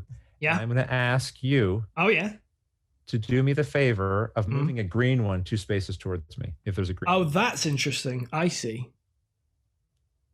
You want a green, do you? 2 spaces. Yeah. There you go. Think about that. That's the end of my turn and the end of my round. All right. Well, I'll just go ahead and just play this for the 2 yellow value and just pop that up there onto my side of the board. So you'll be stealing the initiative. That evidence will go back to the bag. Yeah. That'll go to the middle. The momentum first. I've already taken the momentum. Yeah. You pin first. Yeah. This will be going to that side. Yeah, this is interesting. A Fox would like to know, why doesn't Ross have the card? It just wasn't in my game.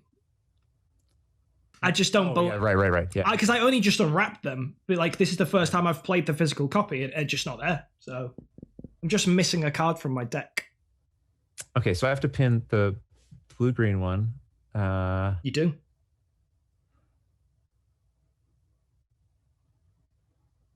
What I like about this game is like to the left of Nixon. He's like, as much as that was a rough round, but it's still incredibly close to. It sure is.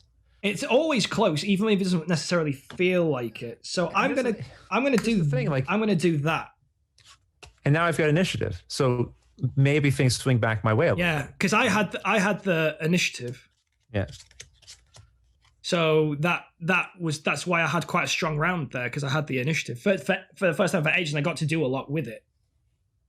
So I've managed to lock down a part of the board that was concerning me, but there's still more board here that we've not done anything with. So yeah. I get to draw 4 cards. So that is, again, it's all as much as you feel like you're in a good position or a bad position. Whoever feels like they're in a good position, they're also sweating that it's going to slip through their fingers too easily. Something could change, yeah. Yeah. Basically, it's not over till it's over. It's what we're getting at. Okay. All right. And what's interesting about being Nixon, for example, is you know what evidence there is available at the start of the round. Right. So you know what you need to focus on, what you don't need to focus on for that round. Whereas Rodney doesn't know that. He has less information than me in this game. I can see what colors I can move, but I don't even know if they're there for me to move. You exactly. That's right. You have that little bit of a benefit of right? knowing. Okay, I can start to plan a little bit what's worth pushing or not pushing.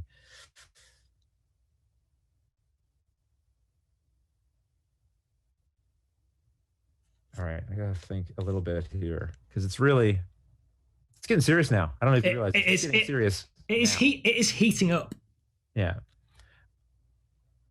Wow, you've already got a momentum 1 space towards you. I don't like that one bit. Here's what's going to happen. Don't worry about that, Rodney. Do not worry about that. Next. About it, and here's what's going to happen next. Mitchell, number 26.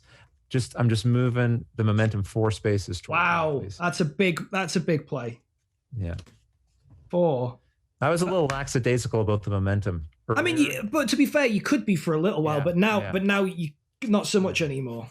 No, you're in spitting distance of a victory now. So I guess what I'm going to have to do is I'm going to have to keep the heat on you and put it 3 spaces back. So it's back in the middle, but a little something to think about again there, Rodney. Yeah, it sure is. You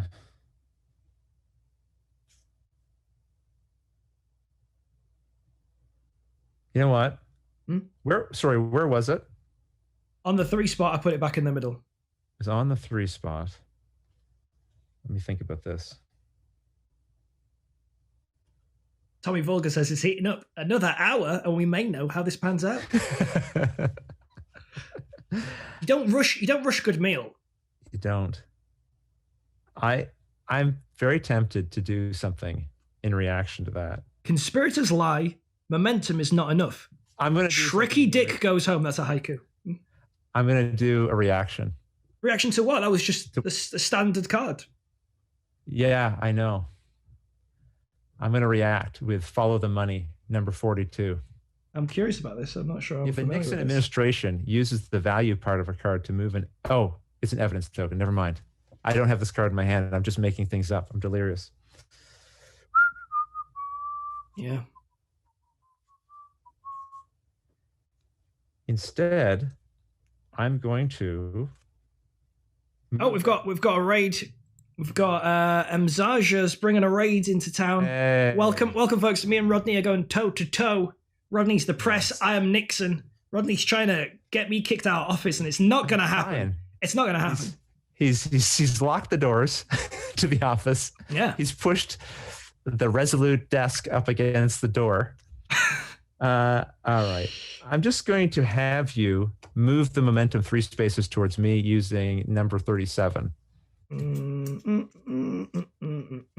pentagon papers, but not for the card itself. All right, so 3, 3. I mean, it's a smart play. I don't know. So what I'll do is I'll just move it 3 spaces back. I'll just put it back in the middle. Are you serious? Is that what we're doing? That's what's happening. I mean, you don't have to keep moving the momentum. You don't worry about the momentum.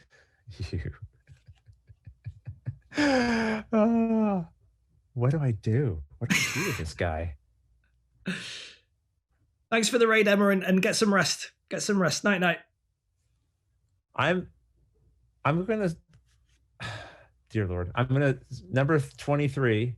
I'm gonna ask you if you have a green evidence token. Yeah. I'm gonna ask you to move it towards me. How many spaces? This might be where I mess everything up right here. 3 spaces. 3. There is a green. 3 spaces. Because I've taken the pressure off you on momentum. You have. It's true. It's true. So I'm gonna just go ahead and move the momentum 2 spaces towards me. Lord of the Board says, dang, I'm late to the party. No, we're probably about half done. Okay. So you'll go, Rodney. This is quite a quick round, to be fair, because I'm no longer messing around on the momentum. I'm just like, you know what? Bring it. You aren't messing around. Rodney's got initiative, though, so he has more cards than me to play. Welcome, Lord of the Board. Nice to see you again. Yeah. Speaking of which, I'm going to play...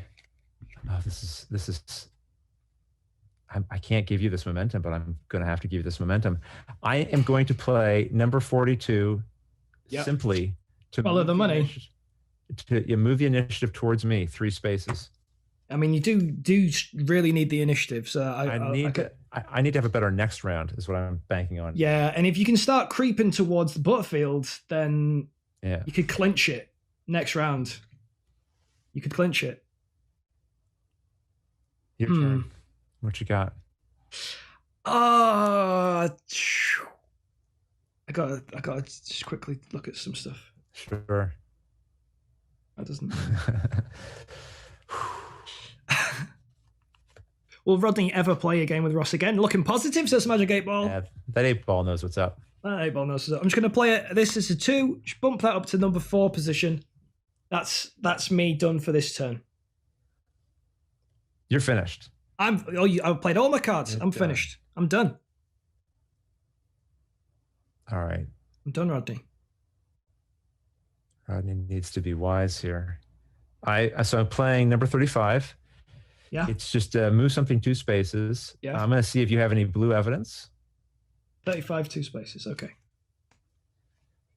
If you have any blue evidence, would you mind moving it in my direction? I do, and it has moved 2 spaces towards you. Okay. And I guess that ends this round. It does. So award the initiative. You keep the initiative. Tokens go back into the bag. Momentum goes to me. I'm 80% towards victory. One more piece of momentum and I've won the game, folks. And now you get to place your tokens wherever you want to place them. So yeah, this is an interesting quandary. Are you thinking you can flip one of these tokens? Is this what you're... Well, that's like, if I get another... The Hail Mary, like the flip the... Yeah. If I get a momentum, the benefit of that 4th space is remove 1 face down evidence token from the evidence board and return it to the bag.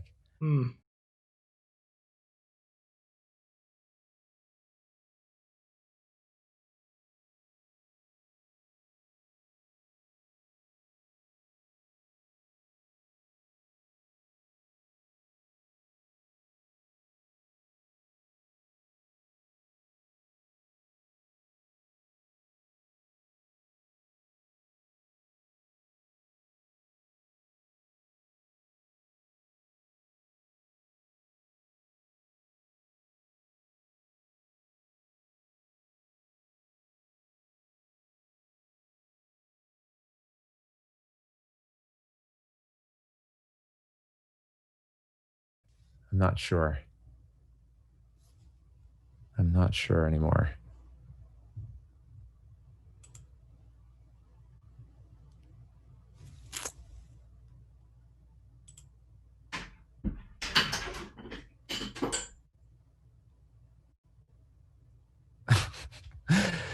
Bram says, the stream is also drinking wine. It doesn't appear that way. I see a little mini earthquake, so I think Ross must be back because the table is rocking. My internet's taking a wobble. But it's it's normally while you were gone. Actually, normally that what's interesting about it though is I actually think it's Streamlabs rather than my actual internet because we're video chatting and there's not really a problem. No, and it came back like just a second after you left the table. So I think that's how it is. You've been chatting secrets with chat. Is that what's going on? Yeah. Well, here's what I'm going to do, and it's. Oh yeah, the tokens, right? Yeah. It's not the smartest thing, I don't think, but I'm going to attach one to McCord, and then just put one above it, so that if I was able to remove. Evidence token. I see. One step away. Do you see what I'm saying? I see what you're saying. Yeah, I see what you're saying. Yeah. Like so. I still think the internet's being choppy, but I don't know what can be done on it. So all right, we won't stress on it at the minute. No. Drawing up cards. Oh, Rodney. I've been thinking more about what was remaining in my deck. I could have made a slightly better choice there, perhaps. Maybe not though. All right, we'll see. This is a big round for both of us. You've got the initiative, which it disgusts me. But, yes. but I have to shuffle my deck. Yeah, same here. I think now it's going to be events, right? Yeah. Oh, be afraid of I mean, there's nothing more to be said. Yeah. It's just events now. Fly. Okay, there we go. Oh my God. 1, 2, 3. I should have personally been paying more attention to the cards that have cycled through my hand because I've not been thinking about it enough.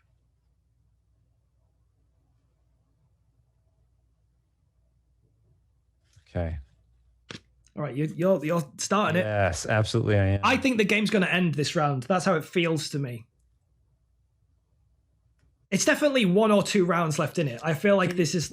Yeah, we're definitely close now. Can you do me a favor? You know that evidence token that I want to disappear? Can you tell me what color is underneath of it? Or actually, I can see on my own. I have the board in front of me. It's yellow. Never mind. Yellow. Sorry. That's all right. All right.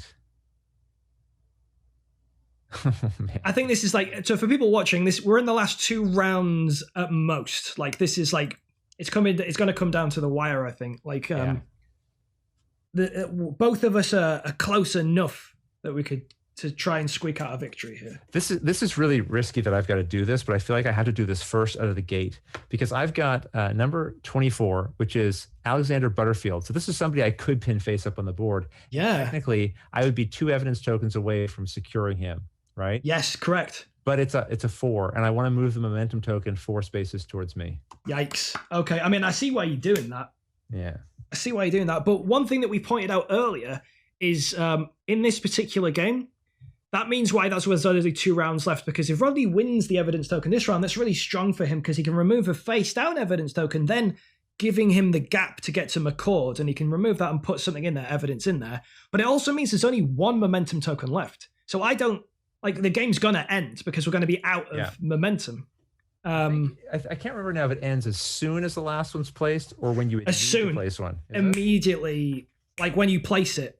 I think when you place it, it goes. So yeah, if in rare cases, if no momentum token is left in the supply to be placed on the research track during step 4, the game also ends. The game ends immediately with a win for the editor. For the editor, does it? What? Yeah, so that's exciting. I thought it was the other way around. I did too, actually, but maybe you just convinced me. And maybe I did, yeah. Sure, maybe as soon as Nixon places a 5th token, you win. Yeah. Or in rare cases, if no token is left in the supply. Oh, no. Sorry, it's saying that's part of your win condition. Sorry. Or the other thing is if we run out, you would also win in that case. So Rodney's trying to pull a fast one there. If Rodney tells you the rules are a certain way, you're going to buy that. You're going to buy into it. Listen to the version of me in my videos. Don't listen to the live stream about it. He doesn't know what he's talking about. I'm going to play a conspirator. Wishful thinking. Okay. Do you have any way to... A conspirator? Can you stop a conspirator? Don't resolve anything on it. Just tell me what it does the whole way through, and then I'll tell you if I'm going to stop it. How about that? All right. Howard Hunt would allow me to move momentum 2 steps and then draw a card and play it straight away.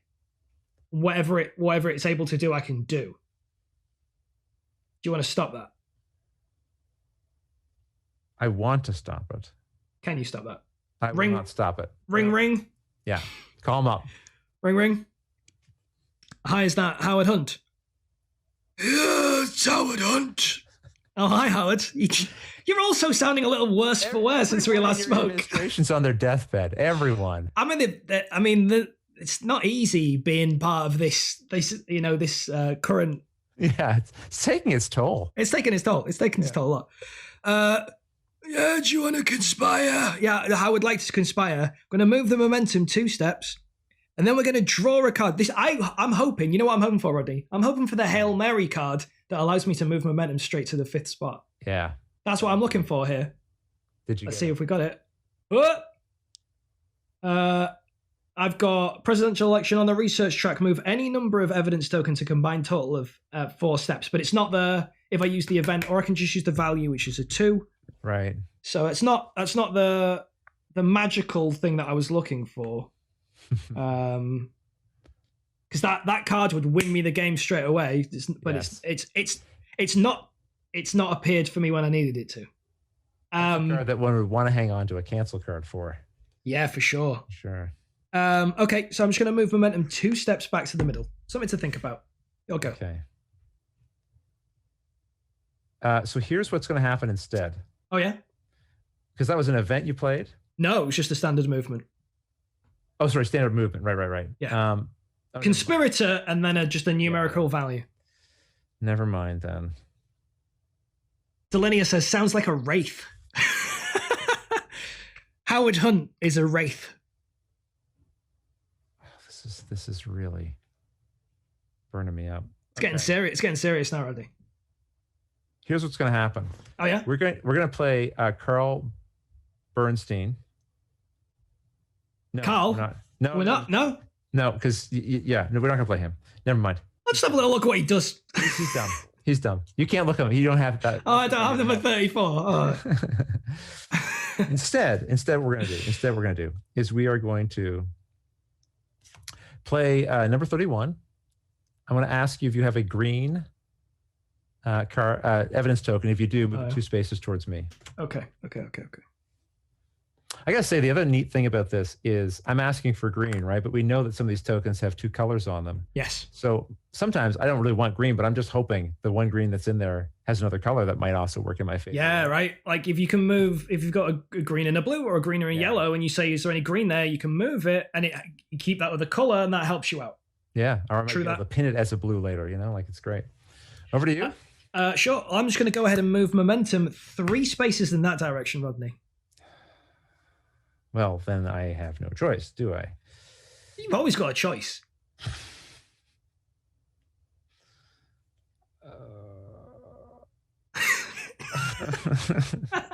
I'm gonna move back 3 spaces. I'm gonna move back 3 spaces with 42.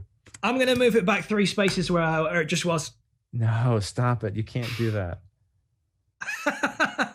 Oh no! How many cards do you have left? 1.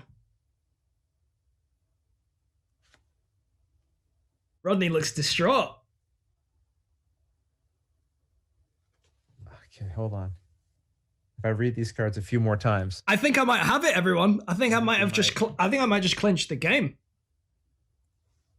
Hold on, I gotta think about this. This is like when Not Yet Again saying this back and forth is phenomenal. This is kind of like when you get professional chess players where they're like boop boop boop boop boop boop. I honestly don't know what to expect. This is when, if this was a TV show, it would be to be continued. It would be going to be continued, and you'd have to come back next week. I am going to. I guess I have no. So on. I'm really. Todd Adair says, move it back. that's the suggestion. That is the thing to do. But you have. You have 1 card left. I got a card left, man. I got a card and it does a lot. All right. It does not. Okay, I'll move it 2 back. Yeah. Yeah. 2 back. Are you kidding me? Last card, Rodney. What have you got for us? I got nothing. You got this. You just won. You did. You pulled it off, Nixon. You got away, you slippery dog. So I can move 1 token, 1 space. Yes. I'll actually ask. No, it won't matter because momentum will be awarded already. So yeah, it doesn't matter. You got it. You did it. You did it. Gordon Lilly coming through. Gordon Lilly coming through. Liddy. Liddy. Yeah. Liddy. See? Hey, see, got this on a lockdown. See, that was close. So man, I had that went to the wire. That did. It did because I had the Carl. I could remove that token. You know, the one that's sitting in my way there, right? And then next turn, I would have drawn the cord. Yeah, potentially been able to drop it. But, we were neck and neck. Well there was a couple of points where I thought you've absolutely stitched me up here, and then I squeezed my way back into it with a couple. Sure did. There was a period of time where I threw a lot of events down because I had to like fight my way back into the game with events. Did enough. Well, congratulations. Well played, sir. That was well played. Thank you very much. Thank you for joining me. I've just got to put all the components back in the box so I can do the full box flip. So I'm not going to. Oh yeah, Rodney's got to do a box. Rodney's got to do a box flip, everyone. We're also going to play. We're going to play marbles just after this. Rodney, you're not obliged to stay. This has been a much longer stream than we agreed. How long does marbles take? Like 20 minutes. Well, yeah. You can stay for like 1 or 2. You don't have to stay for like the duration. Okay. But anyone who's watching, if you're watching for the first time. Hey, how about you give me a follow? That'd be pretty cool. Yeah, I'm streaming at the moment. It's for charity. I've been streaming all year, but at the minute I'm raising money for shelter. ! Charity, if you want to find out more about that. Today, we just hit my charity goal, but that doesn't mean I stop fundraising because there's a lot of days left in December. So every stream in December, Mondays and Wednesdays, every Monday and Wednesday, I'm going to be giving away board games. We gave away 4 board games on this stream alone. That's right. A lot of stuff going on. So, if you like winning stuff, if you like nice guests like Rodney, next up is Paula Deming. If you like that kind of thing, then, feel free great to. Guest. You'll have fun with Paula Deming on too. And hey, if you like lots of banter, you might get some of that as well. Yeah, right. And if you like Muppet voices, I guarantee there will be Muppet voices. We certainly, it was our fair share of Muppet voices. In this stream, let me switch this to us two. Oh, it's frozen. Oh, so it has. That's all right. I think it's now. What you have to do sometimes.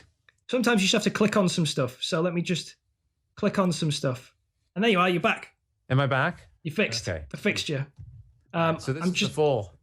Giving you a bit more of a show on screen. All right, full box. See if I can do this. Give it a good proper toss. This is for all the great donations and for hitting the 100% goal. Thanks everyone for that. Yeah. And here we go. Hey everyone, that was Watergate, the 2 to 4 player game designed by Capstone Games. Hey, and it's face up too. There we go with a loaded box. 2 to 4 players. 2 to 4 players. Plates or players. You can play Watergate with 4 people. No, I messed that part up, but I got the box right. It doesn't count. It doesn't count. You can't say 2 to 4 players. I gotta do it again. 5 more times. Okay, here we go. I'll try again and see if I can do it right.